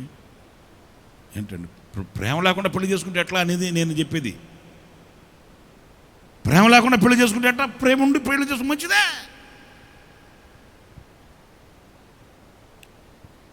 అలా మాట అనగా నేను కూడా అన్నాను మంచిదే. Oh very nice very nice very nice అన్నాడు ఆయన. ఇప్పుడు పెళ్లి చేసుకుని ప్రేమ లేకుండా ఉంటే ఎట్లుంటుందండి? ఉండాలి, ప్రేమ ఉండాలి. దేవుని వాక్యం కూడా చెబుతుంది, నిన్ను నువ్వు ఎలా ప్రేమించుకుంటావో, నీ శరీరాన్ని నువ్వు ఎలా ప్రేమించుకుంటావో, నీ భార్యను నువ్వు ఎలా ప్రేమించాలని వాక్యం చెబుతుంది. వాక్యం ఉందా లేదా? మంచిదే. ప్రేమ లేకపోతే ఎట్లాగా? క్రీస్తు సంఘాన్ని ఎలా ప్రేమించాడో, క్రీస్తు శరీరాన్ని, క్రీస్తు శరీరం అనే సంఘాన్ని ఎలా ప్రేమించాడో అలా ప్రేమించండి. భార్యను అని ఉంది బైబిల్లో, ప్రేమించండి. పురుషుల సంఘమా, ఓ పురుషుల సంఘమా, మీ భార్యల్ని మీరు అలా ప్రేమించండి. తప్పేముంది? మేము ప్రేమించి పెళ్లి చేసుకున్నామండి అట్లా అంటే మంచిదే అంటే ఆయన అవునండి అట్లాగండి, కానీ మేము తల్లిదండ్రులను ఎదిరించి చేసుకున్నామండి అన్నారు. నరకానికే.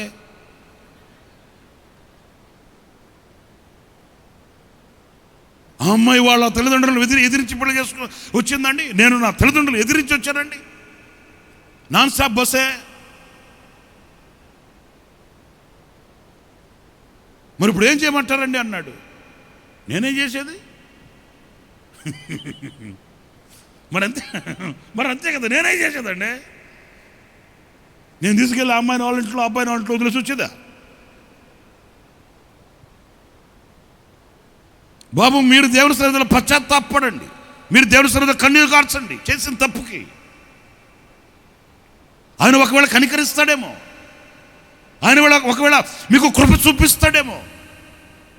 నా విధేయత ఇది, నా బలహీనత ఇది, నా అక్రమం ఇది, ప్రభు నేను చేసిన దోషం ఇది అని ఆయన పాదాలు పట్టుకొని కన్నీళ్లు కార్చి ఆయన పాదాల దగ్గర విన్నపించుకోండి. కనికరం చూపించేటట్లు, కృప చూపించేటట్లు ఆయన పాదాలు పట్టుకోండి, ప్రార్థన చేయండి. నా వంతు నేను చేయగలిగింది మీ కొరకు విజ్ఞాపన చేస్తానంతే.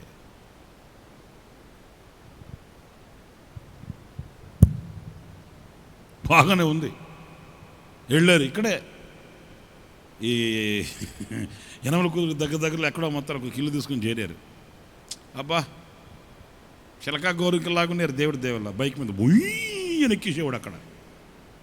నేను అక్కడ కూర్చొని చూస్తుంటాను కదా. ఇంకా ఆమె అమ్మో అమ్మ, ఆమెకి నింగిన ఏమి తెలిసేది కాదు. ఇంకా ఆయన భుజం మీద చెయ్యేసి ఆమె ఓ అబ్బో అబ్బా ఈ ఎన్ని చూడలేదేంటి.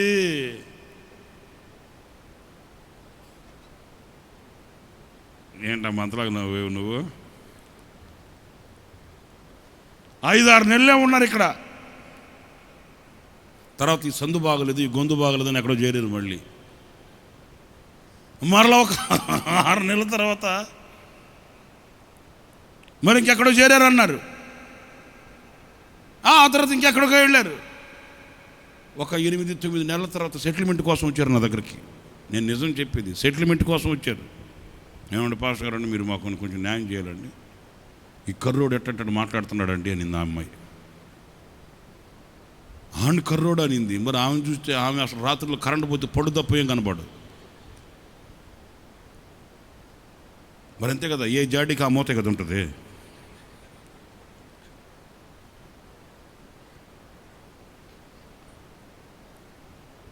ఆడంటాడు, చూడండి పాస్టర్ గారు మీ ముందు ఎట్ట అంటుందో చూడండి, ఇంకా మీరు లేకపోతే ఏమంటుందో చూడండి అన్నాడు. నాకేం తెలుసు ఏమంటుందో.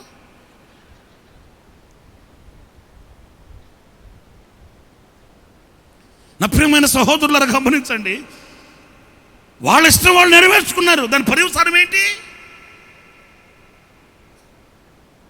ఈరోజు నా కుటుంబపు వ్యవస్థ చెరపట్టబడినట్లుగా సాతాను చేతిలో ఈ రోజున బంధింపబడి కన్నీళ్ళ అన్నపానాలు, అంతేకాదు నిండు నూరేళ్ల జీవితం ఈ రోజున శపింపబడిన అనుభవాలలో కన్నీటిమయమైపోయింది. ఇటు అమ్మాయికి నెమ్మది లేదు, ఇటు ఈడికి నెమ్మది లేదు. ఎందుకు చెరపట్టబడుతున్నాయి జీవితాలు? ఎందుకు జీవితాలు ఈ రోజున బంధించబడినట్లుగా సాతాను చేతుల్లో నలిగిపోతున్నాయి? నీ ఇష్టం నువ్వు నెరవేర్చుకుంటున్నావు, నీ చిత్తం నువ్వు నెరవేర్చుకోవడానికి ప్రయాసపడుతున్నావు, నీ అభిలాషను నెరవేర్చుకోవడానికి నీవే గ్రాఫ్ గీసేసుకుంటున్నావు. 2 అంతస్తుల బిల్డింగు, పైన ఒక మరలా ఒక గది. బా రారా నాయన, ఎట్లా గడిచిపోయిన కాలం ఎట్లా గడిచిపోయింది, త్వరగా వెళ్ళిపోదాం రారా నాయన అంటే యాకోబు అన్నాడు, మంద సూడివే, సుడిగోరులు ఉన్నాయి, ఒకసారి వచ్చేస్తే కుదరదు, నువ్వు వెళ్ళు. ఆయన వెళ్ళి షెకెములో గుడారం వేశాడు. పాపం ఏసావు చెప్తానే ఉన్నాడు, నాయన గతించి కాలం అలాగ గతించిపోయింది, దొర్లిన దినాలు అలాగ దొర్లిపోయాయి, నీకు నాకు ఎలాగ ఎడమ కలిగింది, నాకు ఇవి ఎందుకు వచ్చిన గొడవ, రా తమ్ముడు వెళ్ళిపోదాం, త్వరగా వెళ్ళిపోదాం.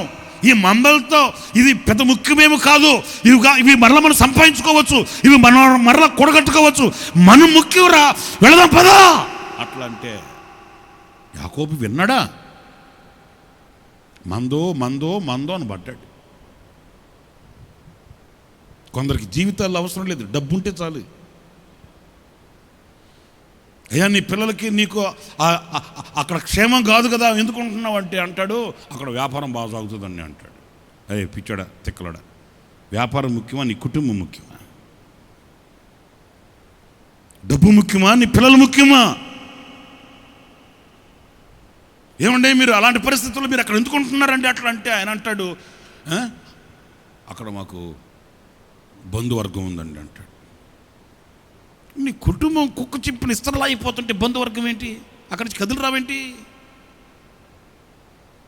యాకోబు రానా తొందరగా వెళ్ళిపోదాం, గత 20 సంవత్సరాలు నువ్వు నాకు దూరం అయ్యావు, మన మధ్య ప్రేమ లేకుండా పోయింది, వెళ్ళదా పోదా అంటే లేదు లేదా, నువ్వు వెళ్ళు. వెళ్ళిపోయిన ఏసావు గమ్యం చేరుకున్నాడా లేదా చెప్పండి? ఆయన స్థానుసారంగా షెకెములో గుడారం వేస్తే ఆ గుడారం ఏమైంది? పిల్లలు నరహంతకులు కాలేదా? పిల్లల జీవితం కుక్క చింపున ఇస్తరలా మార్చబడలేదా? కుటుంబంగా కాకుండా ఆ కుటుంబం చల్ల చెదరైపోయి ఆ కుటుంబంలో నిలవలేని పరిస్థితుల్లో అర్ధరాత్రి సామాగ్రి సర్దుకొని పరారైపోయి వచ్చాడు యాకోబు. ఆత్మీయుల జీవితాలలో మాయని మచ్చలండి ఇవి. ఆత్మీయుల కుటుంబాలలో ఇవి తీరని ఆవేదనకరమైన అనుభవాలండి. అర్ధరాత్రి సామాగ్రి కూర్చుకొని ఎవడికి చెప్పకుండా పారిపోయి వచ్చేస్తాడు. వీటన్నిటికీ కారణం తన ఇష్టాన్ని తాను నెరవేర్చుకోవడం. నా ప్రియమైన సహోదరులారా, అందుకే చెరపట్టబడిన అనుభవం. ఈ రాత్రి మొదటి మాట నేను మీతో చెప్తున్నాను. ఆ చెరపట్టబడిన అనుభవంలో నుంచి నా దేవుడు నిన్ను విడిపించి నీకు ఆయన దేవుడై ఉంటాడట. స్తోత్రం కలుగునుగాక. చెప్పండి గట్టిగా, హల్లెలూయా, హల్లెలూయా, హల్లెలూయా, హల్లెలూయా. ఆయన నీకు దేవుడై నీ ఎదుట నిలుస్తాడు. ఆ చెరలో నుండి నిన్ను విడిపించి, చెర నుండి విడిపించి, చెలిమితో బంధించి నడిపించినావే మందవలే నీ స్వాస్థ్యమును చెర నుండి విడిపించి చెలిమితో బంధించి నడిపించినావే మందవలే నీ స్వాస్థ్యమును నమ్మదగిన వాడవు సహాయుడవు యేసయ్యా ఆపత్కాలములో ఆశ్రయమైనది నీవేనయ్యా నమ్మదగిన వాడవు సహాయుడవు యేసయ్యా ఆపత్కాలములో ఆశ్రయమైనది నీవేనయ్యా నీ జనులను నీవు న్యాయాధిపతి వైతివే శత్రువుల కోటలన్నీ కూలిపోయెను సంకెళ్ళ సంబరాలు మోగబోయెను నీ జనులకు నీవు న్యాయాధిపతి వైతివే శత్రువుల కోటలన్నీ కూలిపోయెను సంకెళ్ళ సంబరాలు మోగబోయెను నిరీక్షణకర్తవైన నిన్నే నమ్మిన ప్రజలు నిత్యానందముతో సీయోనుకు తిరిగి వచ్చెను నమ్మదగిన వాడవు సహాయుడవు యేసయ్యా ఆపత్కాలములో ఆశ్రయమైనది నీవేనయ్యా నమ్మదగిన వాడవు సహాయుడవు యేసయ్యా ఆపత్కాలములో ఆశ్రయమైనది నీవేనయ్యా చెర నుండి విడిపించి చెలిమితో బంధించి నడిపించినావే మందవలే నీ స్వాస్థ్యమును చెర నుండి విడిపించి చెలిమితో బంధించి నడిపించినావే మందవలే నీ స్వాస్థ్యమును నమ్మదగిన వాడవు సహాయుడవు యేసయ్యా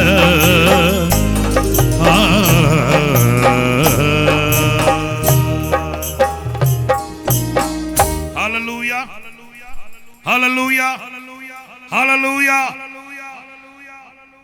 మరొక మాట నేను మీకు జ్ఞాపకం చేస్తాను అదేంటంటే అదే వాక్యంలో 19వ వాక్యం చూడండి వాటిలో కృతజ్ఞతా స్తోత్రములను సంబరపడు వారి స్వరమును వినబడును జనులు తక్కువ మంది కాకుండా 19వ వాక్యం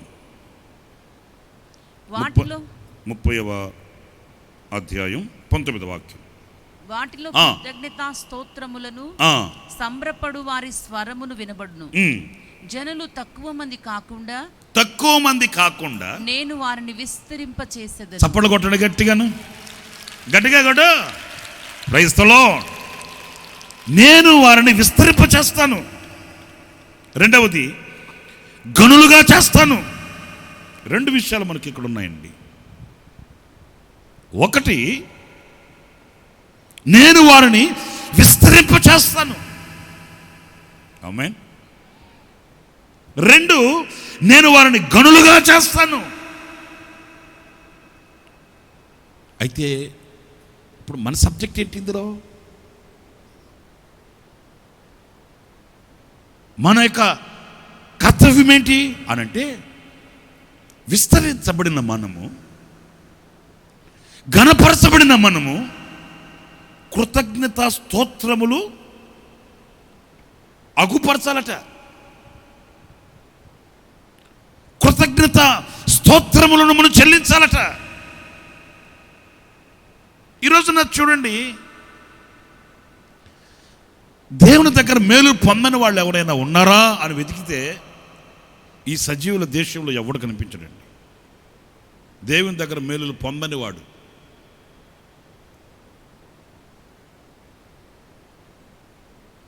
అసలు బ్రతికి బట్టగట్టి ఈ రోజున ఉన్నామంటే ఆ దేవుని మహా ఉన్నతమైన కృప. లేకపోతే మహమ్మారి ఎంతమందిని మాయం చేయలే? దాని దెబ్బకి మనం ఏం పెద్ద గొప్ప కాదు. అనేకమైన మేలులు మనం పొందుతున్నాం, ఆశీర్వాదాలు మనం పొందుతున్నాం. కానీ మన దగ్గర ఏంటంటే ఆయన చేసిన మేలులను తలంచి, ఆయన చేసిన ఉపకారములను తలంచి, ఆయనకి చెల్లించవలసిన ఆ కృతజ్ఞత స్తోత్రం అనేది ఈ రోజున మనలో కనిపించట్లేదండి. ప్రభు మరొకసారి నీకు చెప్తున్నాడు, నేను నిన్ను విస్తరింపు చేసి, ఎందుకంటే నేను నీకు దేవుడినై ఉండాలి కనుక, నేను నిన్ను విస్తరింపు చేసి నిన్ను నేను గనులుగా చేస్తాను. ఈరోజు మోడు బారిన అనుభవాలు పెద్దలు చెప్తారు కదా, ఎక్కడ వేసిన గొంగళి. ఒక చిన్న ప్రార్థన చేయి అన్నయ్య అంటే వీళ్ళకి చిన్న ప్రార్థన తెలుసు, పెద్ద ప్రార్థన తెలియదు వీళ్ళకి. అర్థమవుతుందా? ఆ నడిపించు నానావు తప్ప ఇంకొక పాట రాదు వీళ్ళకి. ఆ 23వ కీర్తన తప్ప ఇంకొక కీర్తన తెలియదు వీళ్ళకి. ఫిక్స్ అయిపోయారు, యెహోవా నా కాపరి, నాకేం లేదు. గడాంధకారంలో నేను నడిచినా నేనేం భయపడను, ఎందుకంటే ఆయన దుడికారు నాకు తోడుగా ఉంది, ఆయన దండం నాకు తోడుగా ఉంది. పచ్చిక గల చోట పడుకోబెట్టి పెడతాడు నాకు భోజనం, ఫుల్గా తినడం,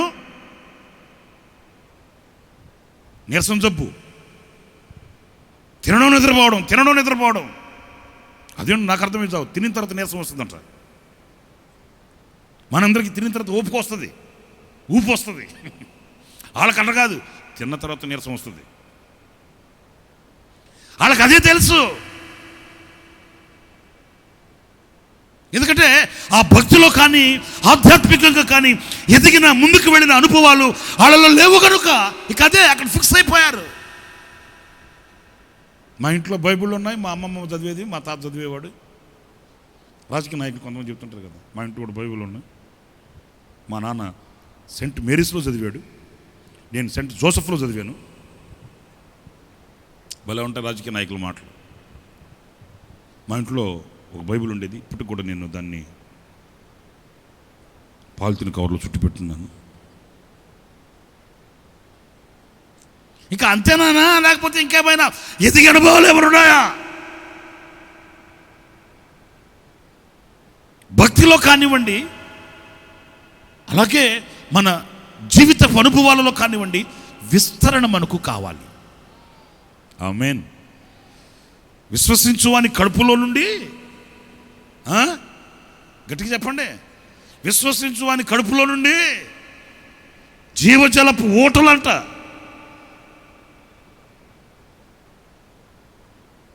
విశ్వసించు అని కడుపులో జీవజలపు ఓటలు రావట్లేదు, ఇప్పుడు తేపులు వస్తున్నాయి. ఎవరి దగ్గర చూడండి, ఓ ఏంట్రా నిన్ను కాదులే, ఓ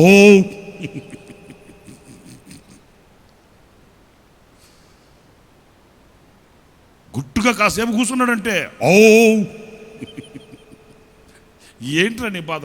ఏమి లేదు, నేను కాదన్నానా, కడుపులో జీవజలపు ఓట. విశ్వసించు వాని కడుపులో నుంచి అంటే వాని హృదయంలో నుంచి జీవవాక్యం, సత్యవాక్యం వాని నోటి నుండి అనేకులు వినగలుగుతారు, వాని సాక్ష్యం అనేకులు ఆలకించగలుగుతారు. వాని ద్వారా మరొకడు, వాని ద్వారా మరొకడు, వాని ద్వారా మరొకడు, ఒక సంఘముగా ప్రభు సన్నిధిలో వాళ్ళు నిలబడగలుగుతారు. స్పిరిచువల్గా, ఆత్మానుసారంగా మాత్రమే కాదు, శరీరానుసారంగా కూడా మనం విస్తరించబడాలి. అబ్రహాముతో దేవుడు చేసిన నిబంధన అదే, నేను నిన్ను విస్తరింపజేసి గొప్ప జనముగా.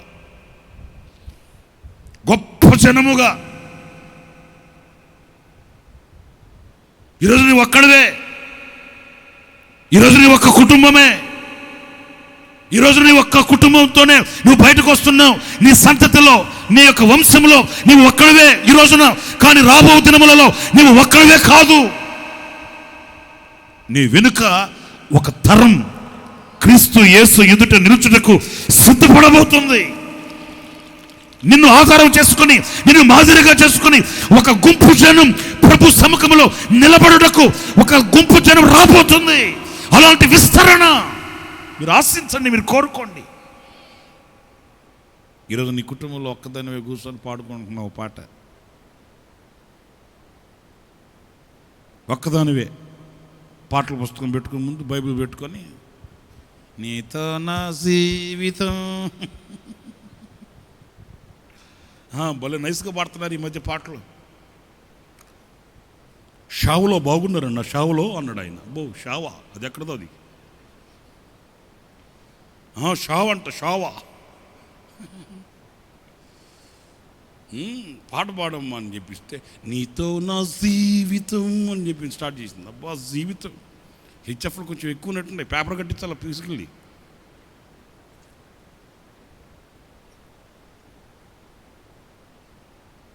స్వచ్ఛమైన తెలుగులో మాట్లాడుకోండి, దానికి మళ్ళీ తోకలను తగిలించడం ఎందుకనే. ఇప్పుడు కొంతమంది ఒత్తి మాట్లాడుతున్నారండి, ఒత్తి. అదేంటో మనకు అర్థం కావట్లేదు. ప్రార్థన చేయించుకోపోదాం, చేయించుకొని. అబ్బా ఏ ఊరమ్మా మంది అన్నాను, బాంబే కాలనీ అని చెప్పింది.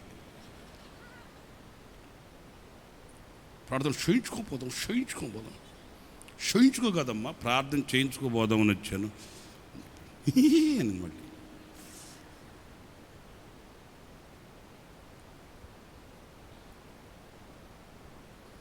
ఒకదానివే ఈ రోజున కనీసం నీ కడుపును పుట్టిన బిడ్డలు నీతో సహకరించకపోవచ్చు, నిన్ను కట్టుకున్న భర్త నీకు సహకరించకపోవచ్చు, కట్టుకున్న భార్య సహకరించకపోవచ్చు. ఈ నెల మొదటి దినాన ప్రభు నీతో చెప్తున్నాడు, నీ కుటుంబంలో ఆయన విస్తరణ కలుగు చేయునుగాక, నీ ఆధ్యాత్మికమైన జీవితాన్ని ఆయన విస్తరింపు చేయునుగాక, నీ గుడారాన్ని విస్తరింపు చేయునుగాక, నీ చేతి పనిని విస్తరింపు చేయునుగాక, నీ యావదాస్తిని ఆయన విస్తరింపు చేస్తాడు. ఎందుకోసం? ఆయన నీకు దేవుడై ఉండుటకు. స్తోత్రం కలుగునుగాక. ఆ కార్యం చేసి ఆయన నీకు దేవుడై ఉంటాడు. నిన్ను విస్తరింపు చేసి, నీ సరిహద్దులు విశాలపరిచి, నిన్ను గొప్ప జనముగా చేసి ఆయన నీకు దేవుడై ఉంటాడు.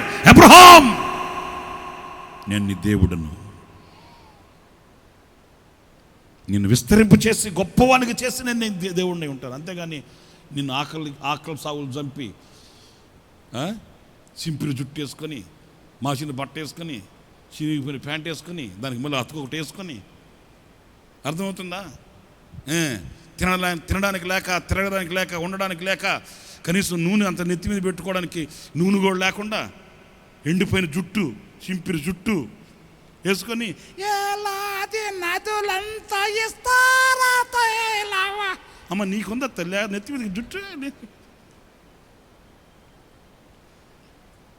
నెత్తి మీదకి రాసుకోవడానికి నూనె లేదు, కానీ వేలాది నదులు అంత ఇస్తారా తరిమిస్తుందంట ఈ అమ్మ. ఎందుకు అబద్ధాలు పాడడం ఎందుకు? నా దేవుడు అలా చేయడు. నిన్ను పైవానిగానే చేస్తాడు నా దేవుడు, నిన్ను తలగానే ఉంచుతాడు నా దేవుడు, అప్పిచ్చేవానిగానే చేస్తాడు.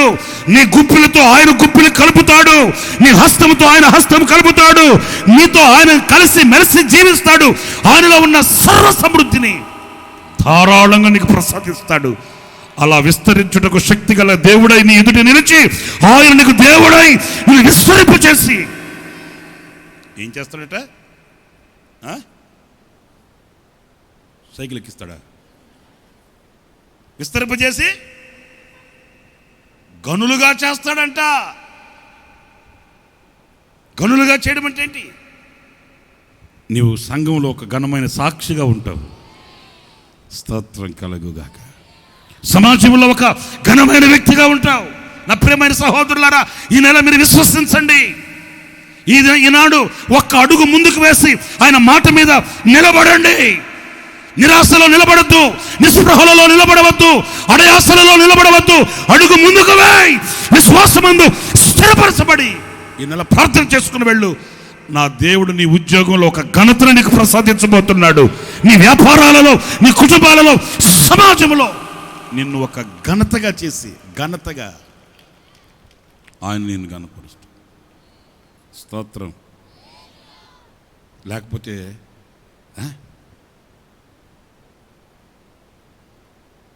చెరసాల మధ్య యోసేపు ఎలా కనపరచబడ్డాడు, ఎలా దీవించబడ్డాడండి. యోసేపు మాటకి తిరుగు లేకుండా అయిపోయింది. ఎందుకని? ఆయన అతనిని గనపరిచాడు. ఇంకొక మాట ఇందులో మీతో చెప్పాల్సింది ఏంటంటే, ఇన్ని పొంది నువ్వు ఒక కృతజ్ఞత స్తోత్రం చెప్పే వ్యక్తిగా, స్తోత్రం చెల్లించే వ్యక్తిగా నువ్వు మారుతావు. కొందరికి కృతజ్ఞత ఉండదు. అలా కాదు. నా దేవుడు నీకు ఇచ్చే ఘనత అలాంటిది, నా దేవుడు నీకు ఇచ్చే మెప్పు అలాంటిది. అలా నిన్ను ఆయన తీర్చిదిద్దుతాడట, అలా చేస్తాడట, అలా మారుస్తాడట. నువ్వు ఆయనకి కృతజ్ఞత స్తుతి. చూడండి, ఒక మాట చెప్పి నేను ఇంకొక మాట కూడా జ్ఞాపకం చేయాలి, 10 నిమిషాలు ఉంది కనుక. అదేంటంటే, సౌలుని దేవుడు ఎంత ఆశీర్వదించాడు. ఎవరన్నా ఊహించారండి? పోనీ సౌలన్న ఊహించాడా? ఊహ కన్నని కార్యాలు కదా.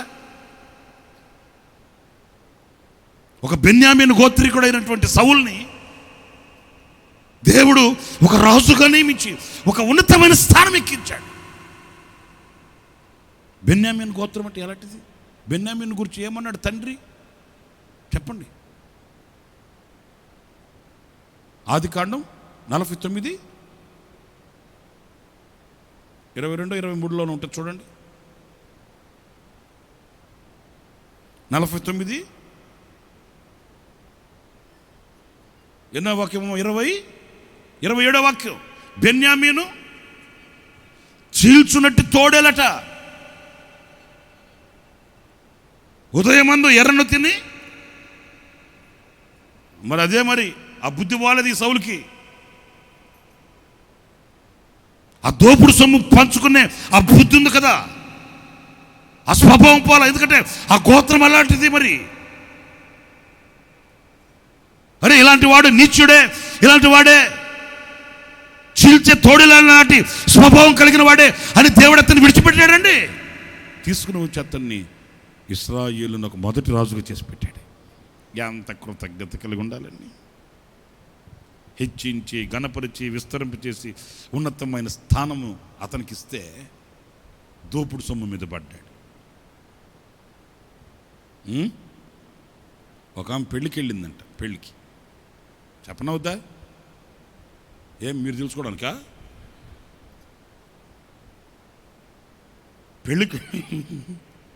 పెళ్ళికి వెళితే అందరు పెళ్ళి అడావుల్లో ఉన్నారా. కొందరికి సూప్ మంచిది కాదు. సూప్ మంచిది కదండి.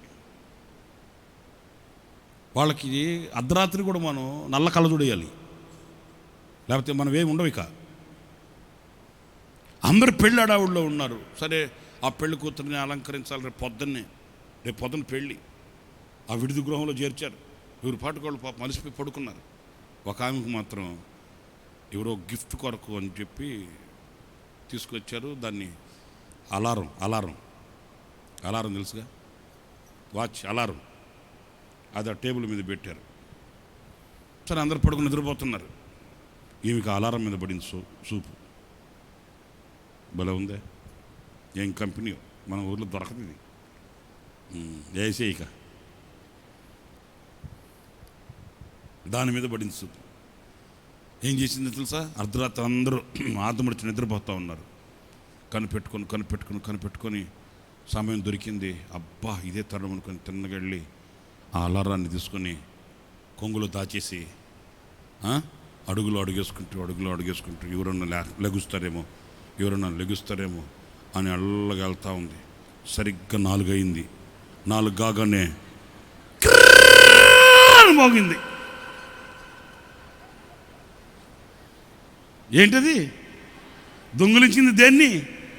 అది మోగుతుంది. అది ఇంటికి వెళ్ళిన తర్వాత మన పళ్ళాలు, మన గిలాసులు, మన మంచాలు చూసుకొని మోగుతాయి. దేవుడు నీకు అంతిస్తే అంత చేస్తే ఇంకా ఆ దోపుడు సొమ్ము మీద ఎందుకు నీకు అంత వాంఛ? ఎప్పుడైతే పాపం క్రిర్రనిందో మొత్తం బోలో మళ్ళేశారు. చితక బాధారంట అమ్మగారిని. పెళ్ళి అమ్మాయికి కాదు, ఈమెకి. పనికి మాలిందానా? ఇదేం పని నీకు? ఒకవేళ ఇప్పుడు సుందరంగా ఉండవచ్చు అలారం, ఇప్పుడు బాగా ఉండొచ్చు, అది ఏదో ఒక రోజున చెప్పండి నవ్వుతావేటవా, ఏదో ఒక రోజున మోగుతుంది, అది కిర్రటది. చితకబాదుడే ఆ రోజున. ఐశ్వర్యము పొంద ప్రయాసపడకము, అట్టి అభిప్రాయం నీకు కలిగిన తోడని దాన్ని విడిచిపెట్టు. ఎందుకంటే దానికి రెక్కలు వచ్చి ఎగిరిపోద్ది. ఆ రోజున నువ్వు ఒంటరిగా మిగిలిపోతావు, ఏకాకిగా మిగిలిపోతావు, అవమానాలు పాలైపోతావు. దోపుడు సొమ్ము మీద పడకు. వేరే ఒకరిని ఎదుటి వాడిని ఆస్తిని దోచుకోవాలని, వాని సంపాదన తినాలని, వాని కష్టార్జితాన్ని అనుభవించాలని ప్రయాసపడకు. అది శత్రువై కూర్చుంటుంది. సౌలుకి అదే ఆశ కలిగింది. దేవుడు ఉన్నతమైన ఆలోచనలు ఆలోచించి సౌలుని పెట్టాడు. కృతజ్ఞత లేకుండా బ్రతికాడు. నా ప్రియమైన సహోదరులారా చూడండి, ఆయన నిన్ను విస్తరింపచేసి, ఘనతాస్పదముగా చేసి, నిన్ను గనులుగా చేసి, ఆయన నీకు దేవుడై ఉండాలని కోరుకున్నాడు. అందుకే రాత్రి మరొకసారి నీకు ఒక పాఠం చెబుతున్నాడు. నేను నిన్ను విస్తరింపచేస్తాను. ఇదిగో ఈ రాత్రి మీరు కూడా ప్రార్థన చేసుకోండి. సంతానం లేకుండా ఉన్నారా? ప్రార్థన చేసుకోండి. అభివృద్ధి లేకుండా ఉన్నారా? ప్రార్థన చేసుకోండి. ఆధ్యాత్మికంగా ఇంకా ఎదగాలి, ఉన్నత స్థితికి వెళ్ళాలి, వరములు కలిగి ఉండాలనుకుంటున్నారా? ప్రార్థన చేసుకోండి.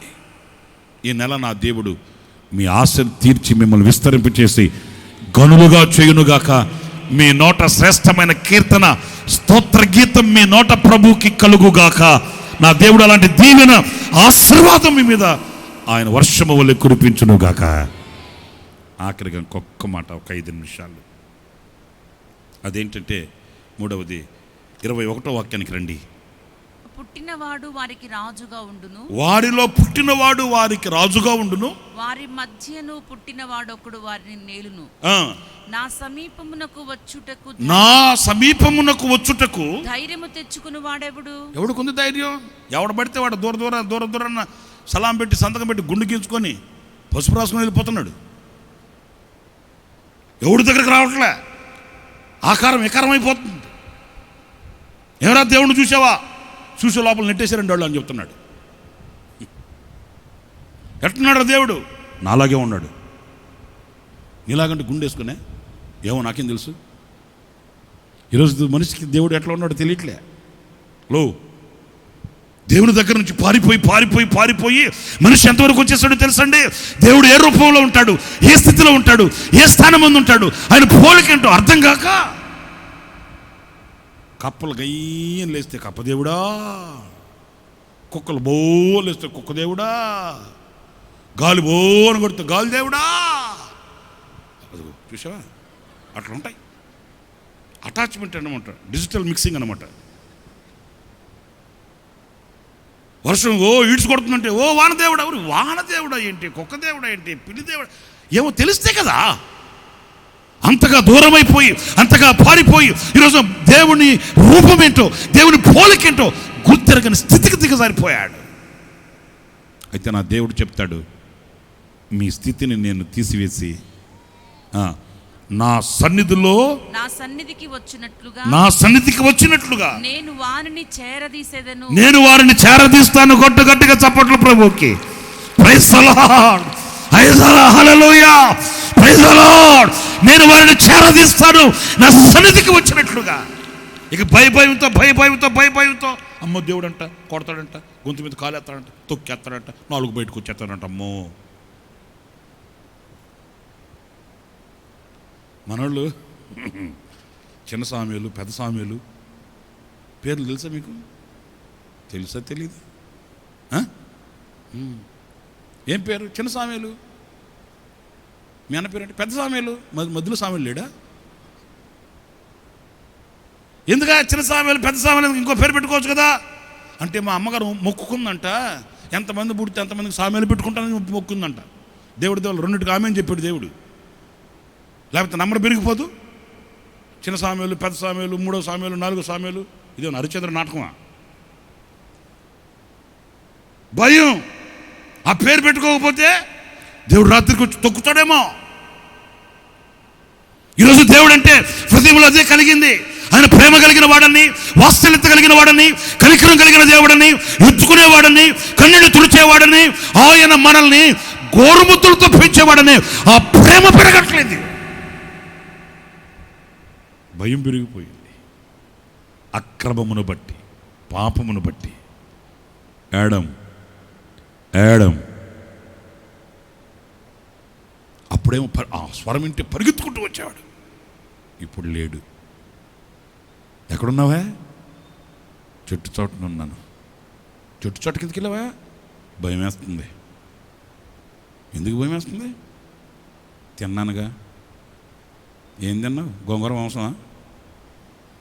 గోంగూర మాంసం కాదు, తినాల్సిందే తిన్నా. సరే రాయి, ముందుకు రా. నేను రాలేను. దిగంబరిగా ఉన్నాను. ఎందుకు దిగంబరి అయిపోయావు? నీ ఆజ్ఞ అతిక్రమిస్తే దిగంబరత్వమే కదా. నీ మాటను త్రోసివేస్తే దిగంబరత్వమే కదా. నీ మాటకు విలువ ఇవ్వకపోతే మహిమను కోల్పోవడమే కదా. నా ప్రియమైన సహోదరులారా, ఈ నెల మొదటి దినాన్ని నా ప్రభు చెప్తున్నాడు, ఆ స్థితిని తీసివేసి నా సన్నిధిలో మీరు నిలిచేటట్లు నేను మిమ్మల్ని చేరదీస్తాడటండి. నాకు ఆ మాట ఎంత ఆనందాన్ని కలిగజేసింది. చేరదీస్తాడట అంటే ఆయనే పిలుస్తాడా? ఇటు రాదా?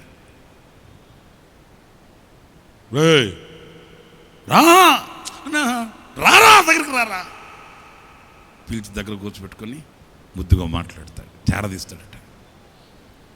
కొంచెం నేను మన కోడలోకి వస్తున్నాను. ఒకవేళ 9 మాసాలు మోసి మిమ్మల్ని కన్నవాళ్ళు నేను చేరదీయకపోవచ్చు. కొన్ని పరిస్థితులు అలా ఉంటాయండి. 9 మాసాలు మోసి కన్నవాళ్ళు నిన్ను చేరదీయకపోవచ్చు.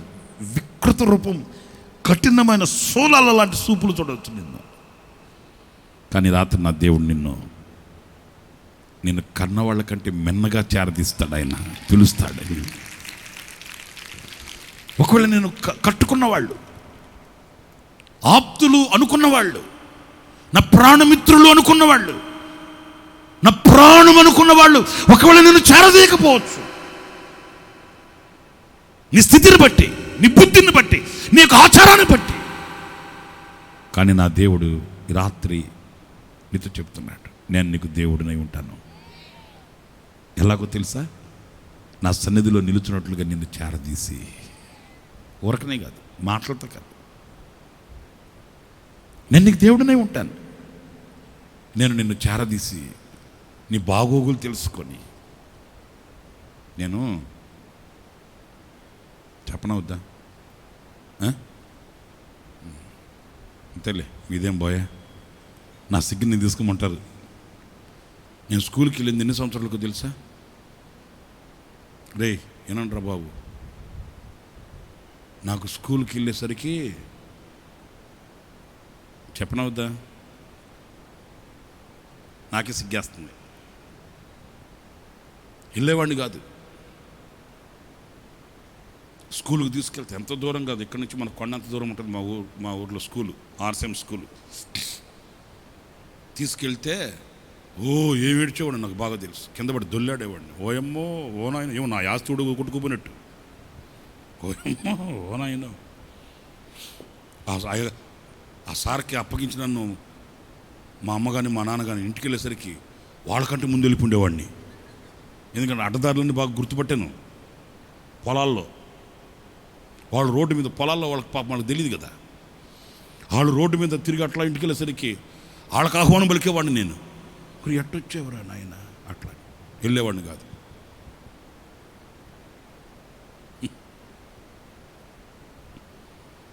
ఒకరోజు మా పక్కింటి వాళ్ళు చూసి నాకు ఉత్సాహం వచ్చేసింది.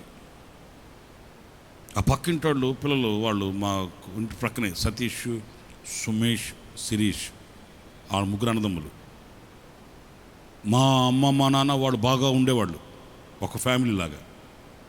అందుకే కాబోలు నా పేరు రమేష్ అని పెట్టాడు. కోతులన్నింటికి మూతులన్నీ ఒకటేనంట.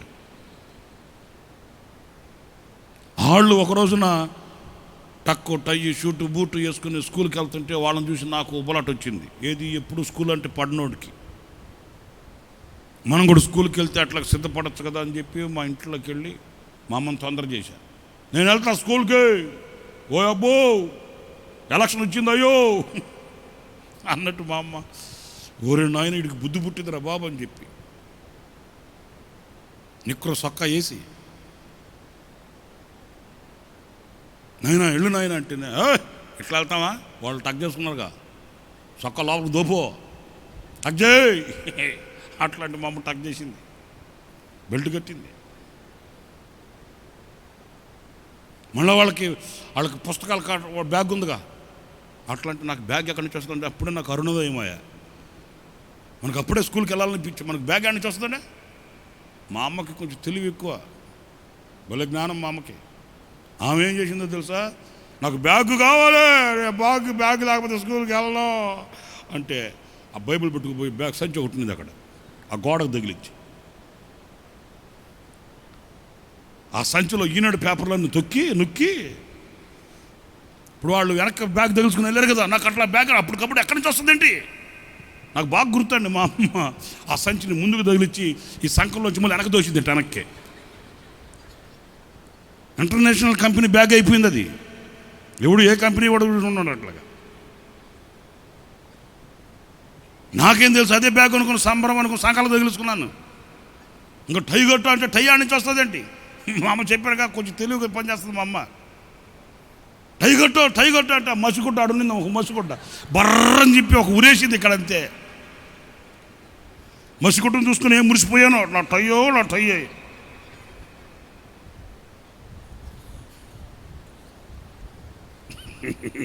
నా బ్యాచ్ నవ్వుకుంటున్నారు చూడు, నిజరా అంత పేరుకి బర్రని చీల్చి జుట్టు ముడేసి ఉరేస్తారే, ఉరి అట్టేసి 4 పేర్లు అట్లా వదిలిపెట్టింది. దాన్ని చూసుకుని నా టయ్యో అనుకున్నాను. అంత బాగానే ఉందా. అది చెప్పానుగా, ఒక మలుపు తిరిగి వెళ్ళాలి మా స్కూల్కి వెళ్ళాలంటే, ఆర్సీఎం స్కూల్.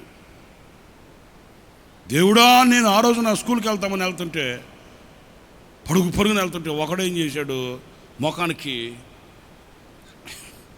అదేంటి బొమ్మ లాంటిది ఒకటి తగిలించుకొని, ఆడు తప్పిట ఉంటుంది కదా, తప్పిట అది తగిలించుకొని, పల్లెటూరు కదా మాది, సంచి తగిలించుకొని దడ్డళంగుడు వచ్చాడు. ఆ మలుపు తిరిగేసరికి ఆడు చూశాను, బెత్తరా అన్నాను. ఇక అంతే, దేవునికి స్తోత్రం. 6 నెలలు సెలవు బడికి, మళ్ళా స్కూల్ ముఖం పెడితే అంతలో ఒట్టు అంతే. వ్యాన్ కేకేసి జరగాల్సిన ఎన్ని జరిగిపోయినాయి అక్కడంతే. మా అమ్మ నన్ను తిట్టుకుండా పెనాల్టీ గడిగింది.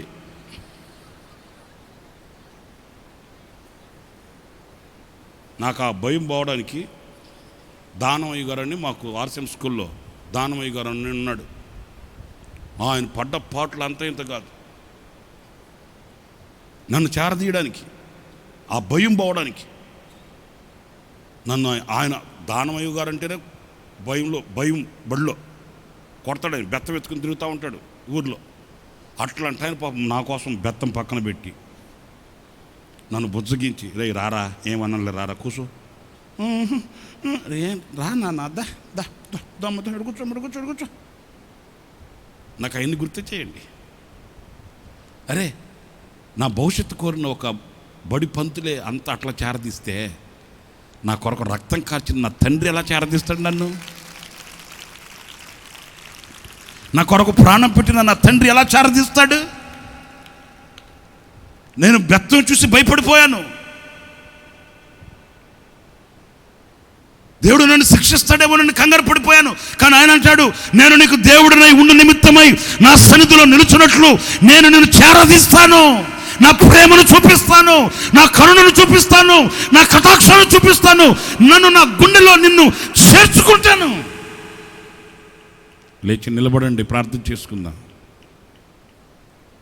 లేచి నిలబడి ప్రార్థన చేసుకుందాం.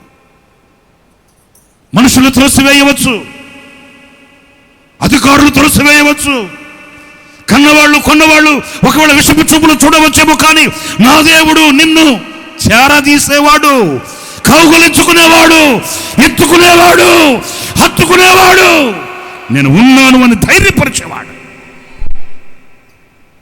నా ప్రియమైన సహోదరుడా, సహోదరి, నేను నీకు దేవుడనై ఉందును. ఎందుకు? ఎలా? చెరలో నుండి నీ కుటుంబాన్ని విడిపించి కొండ మీద ఒక పట్టణం కట్టబడినట్లుగా నీ కుటుంబాన్ని కొండ మీదకి ఎక్కించి, ఏ చెరలో నువ్వు కుమిలిపోతున్నావో, ఏ చెరలో నలిగిపోతున్నావో, ఏ బంధకాల మధ్య నలిగిపోతున్నావో, ఆ చెర నుండి నా దేవుడు నిన్ను విడిపిస్తాడు. ఎందుకు లోతు కుటుంబం చెరపట్టబడింది? లోతు అవిధేయత కాదా? పిలుపును విస్మరించి నడిచిన లోతు, లోకాసల చేత ఏడవబడిన లోతు, తనకిష్టమైన వాటిని నెరవేర్చుకోవాలని తహతహలాడుతున్న లోతు కుటుంబం చెరపట్టబడిపోయింది. ఈ రాత్రి నీవు దేని చేత చెరపట్టబడ్డావో, నీ కుటుంబం దేని చేత చెరపట్టబడి ఉన్నదో నా దేవునికి తెలుసు. ఆ చెరపట్టబడిన నిన్ను, నీ కుటుంబాన్ని, నీ గుడారాన్ని, చెరపట్టబడిన నీ మనస్సుని, చెరపట్టబడిన నీ హృదయాన్ని నా దేవుడు నీతో ఈ రాత్రి చెప్తున్నాడు, నేను విడిపిస్తాను, నేను విడిపిస్తాను, నేను రక్షిస్తాను. చెరపట్టబడిన నీ మనసుని నేను రక్షిస్తాను, నేను స్థిరపరుస్తాను. నిన్ను విస్తరింపచేసి, నిన్ను గనునిగా చేసి, కృతజ్ఞత స్తోత్రములు పలుకున్నట్లుగా నేను నిన్ను మార్చి, నీ గుడారంలో ఎప్పుడు రక్షణను గూర్చిన ఉత్సాహ సునాద గీతాలు వినబడేటట్లు చేస్తాను. Thank you lord, thank you lord, thank you lord, thank you lord, thank you lord. Jesus, Jesus, Jesus, Jesus.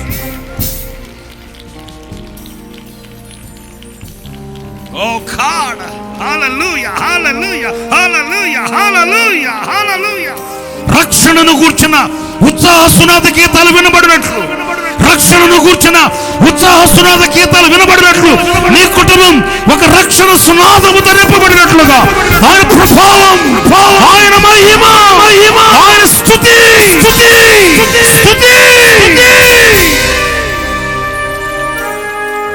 స్తుతితో, స్తుతి సునాదముతో నీ గుడారము నింపబడినట్లుగా, నీ ఇల్లు నింపబడినట్లుగా, ఆయన మహిమతో నీ గుడారం నింపబడినట్లు.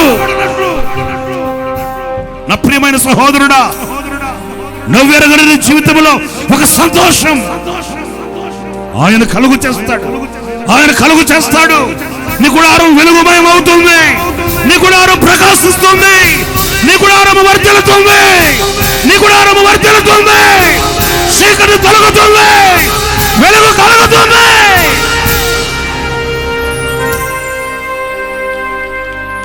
నిన్ను ఘనునిగా చేస్తాడు ఆయన, ఘనతాస్పదముగా మార్చుతాడు ఆయన, నీకు ఘనతనిస్తాడు ఆయన. ఆయన నీకు దేవుడై ఉండుటకు మనుషులు తృణీకరించిన నా అనే వాళ్ళ లోకంలో నీకు లేకపోయినా, ప్రేమ అనురాగాలకి నీవు నోచుకోలేకపోయినా, అమ్మా అని పిలిచేవాళ్ళు నీకు కరువైపోవచ్చు, నా కుమారుడా అని పిలిచేవాళ్ళు నీకు లేకపోవచ్చు. లోకంలో విషపు చూపులు చూస్తూ, కఠోరమైన మాటలు మాట్లాడుతూ, ఆప్యాయతకు భిన్నంగా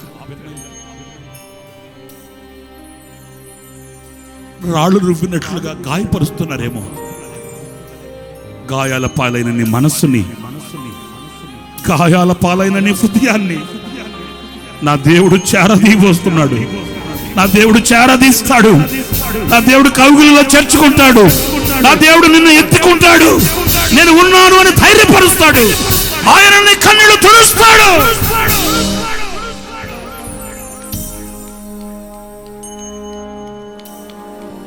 మనుషులు విడిచినట్లుగా ఆయన నిన్ను విడిచిపెట్టాడు, మనుషులు దూరమైనట్లుగా ఆయన దూరము కాడు. మిత్రులు కదా శత్రువులైనట్లు ఆయన నీకు దూరాన నిలబడడు. ఆయన ప్రేమ నీకు దూరము కాదు, ఆయన వాత్సల్యము నీకు దూరము కాదు, ఆయన కటాక్షము నీకు దూరము కాదు.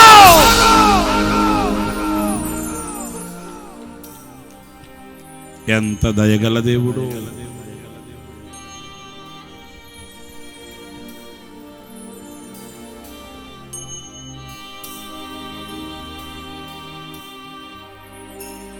ఓ గాడ్, హల్లెలూయా, హల్లెలూయా.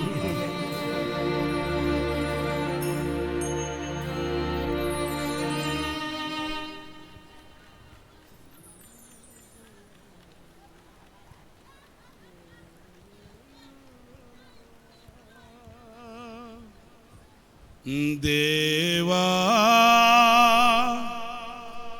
నా ఆర్తధ్వని వినవా, నేనేల దూరమైతిని కృప చూపవాని దరికి చేర్చుకొనవా. దేవా నా ఆర్తధ్వని వినవా, నేనేల దూరమైతిని కృప చూపవాని దరికి చేర్చుకొనవా. దేవా నా ఆర్తధ్వని వినవా, గాలివాన హోరులో గమ్యమెటో కానరాక, గురి అయిన నిన్ను చేరా పరితపిల్చుచున్నాను.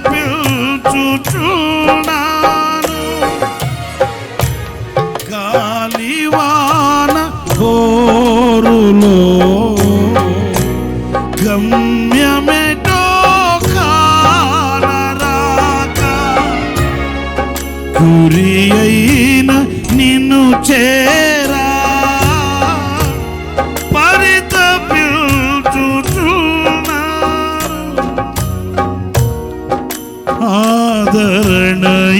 ఆదరణయైనను ఆరోగ్యమైనను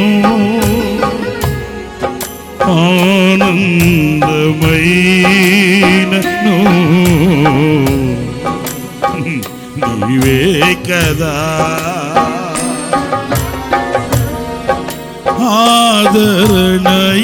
ఆదరణయైనను ఆరోగ్యమైనను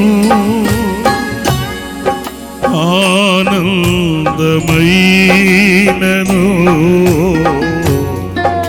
నీవే కదా. దేవా నా ఆర్తధ్వని వినవా, నేనేల దూరమైతిని కృప చూపవాని దరికి చేర్చుకొనవా. దేవా నా ఆర్తధ్వని వినవా.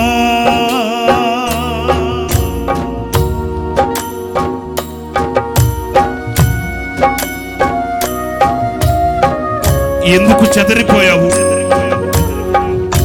ఎందుకు దూరం అయిపోయావు?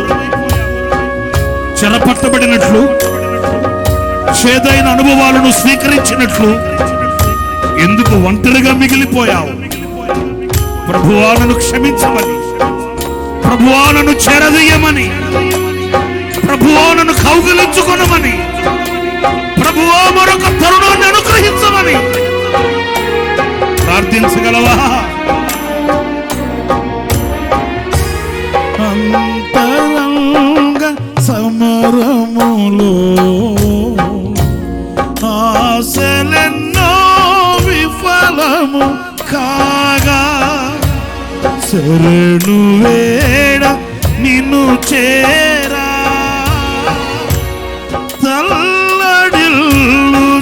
తల్లడిల్లుచున్నాను.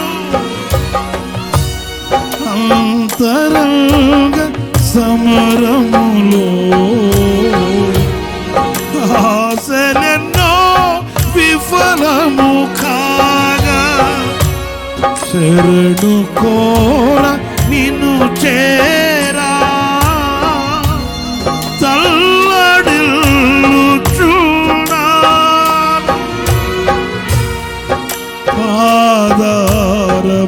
ఆధారమైనను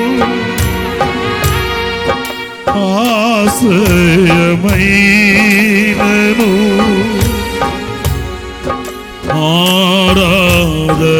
ఆరాధనైనను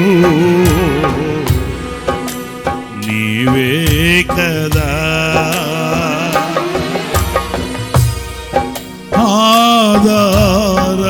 ఆధారమైనను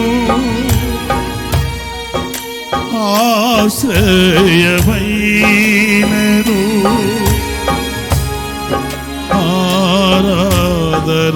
ఆరాధనైనను నీవే కదా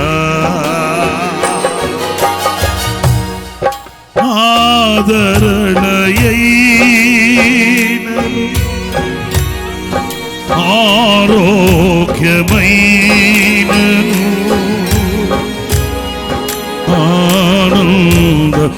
ఆనందమైనను నీవే కదా దేవా నా ఆర్తధ్వని వినవా నేనేల దూరవైతిని కృప చూపవాని దరికి చేర్చుకొనవా దేవా దేవా నా ఆర్తధ్వని వినవా నేనేల దూరవైతిని కృప చూపవా దరికి చేర్చుకొనవా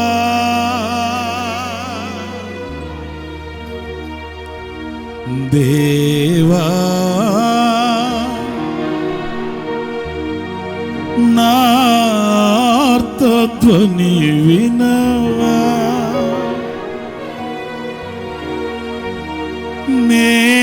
నేనేల దూరమైతిని కృప చూపవా దరికి చేర్చుకొనవా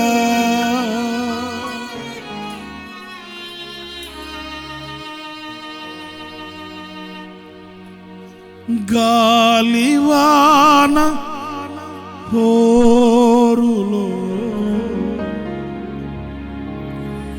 గమ్యమెటో కానరాక గురి అయిన నిన్ను చేరా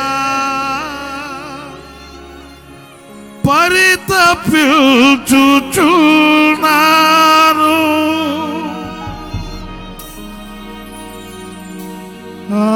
ఆదరణయై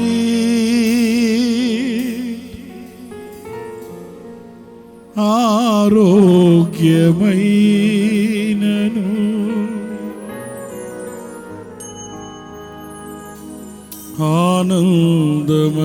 ఆనందమైనను నీవే కదా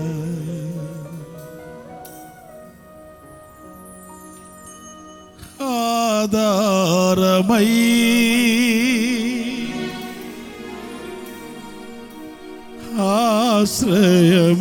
ఆశ్రయమైనను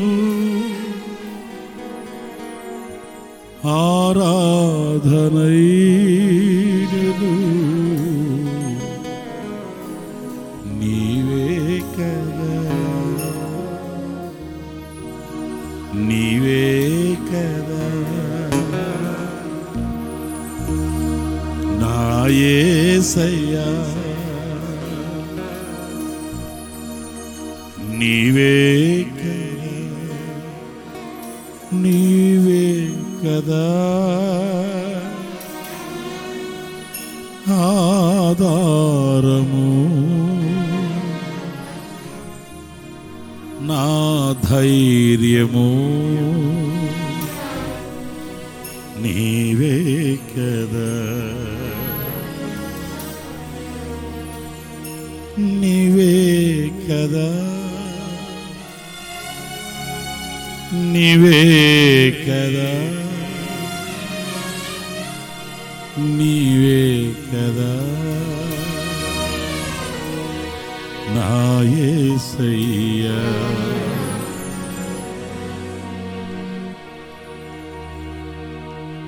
అందరూ మీ చేతులు పైకెత్తి మిమ్మల్ని చేరదీస్తానన్న దేవునికి మీ చేతులు అప్పగించుకోండి. మిమ్మల్ని పరామర్శిస్తానన్న దేవునికి మీ చేతుల్లో అప్పగించుకోండి. మీ బ్రతుకులను అప్పగించుకోండి. మీ కొరకు ఒక చిన్న ప్రార్థన.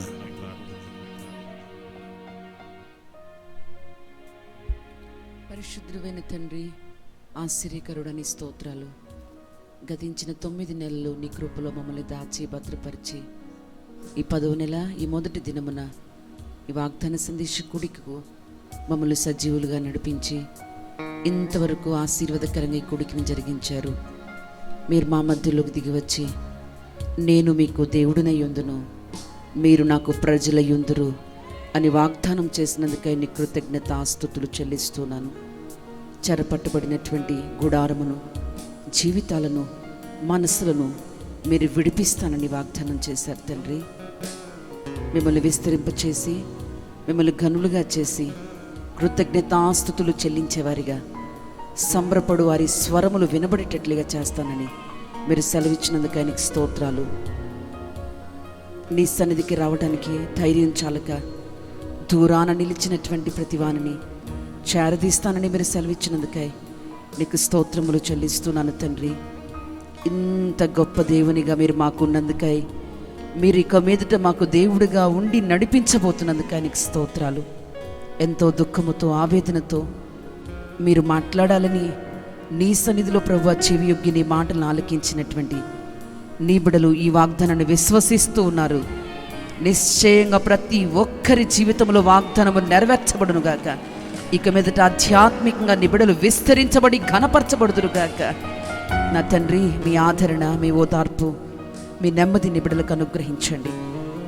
ఈ నెలంతయు మీ సన్నిధి బిడ్డలకి తోడుగా ఉంచి ఈ వాగ్దానము చేత నడిపించి మీ కన్నామానికి మహిమ తెచ్చుకోమని ప్రార్థిస్తున్నాను. నీ దాసుని ఇంతవరకు మీరు అభిషేకించి వాడుకున్నందుకైన స్తోత్రం. చేరి వచ్చిన నిబిడలు తిరిగి వెళ్ళిచుండగా మీ సన్నిధి కటాక్షం, కాపుదల, కృప తోడుగా ఉంచమని సమస్త ఘనత, మహిమ, ప్రభావములు నీకు ఆరోపించుకుంటూ నజరేయుడైన యేసు నామమున అడుగుచున్నాను తండ్రి, ఆమేన్. మన తండ్రి అయిన దేవుని ప్రేమ, కుమారుడైన యేసుక్రీస్తు కృప, పరిశుద్ధాత్మనందలి అన్యోన్యమైన సహవాసం, సన్నిధి, సముఖం ఈ కూడికలో పాలు పొందిన ఒక్కొక్కరికి, ఈ వాగ్దానం నెరవేర్చబడాలని ఆశతో ప్రార్థించిన వారికి, లైవ్ ద్వారా ఈ మాటలు వినిన వారికి సదాకాలం కృపతోడయుండి నడిపించునుగాక. Amen, amen, amen. ప్రభు పేరట మీకు మరొకసారి హృదయపూర్వకమైన వందనాలు తెలియపరుస్తున్నాను. 7వ తేదీ మరలా ఇలాగే కూడుకుందాం. 7 గంటల నుంచి 9:30 వరకు. మీ హృదయపూర్వకమైన కానుకలు అక్కడ బాక్సులు ఉంటాయి, వేసుకోండి.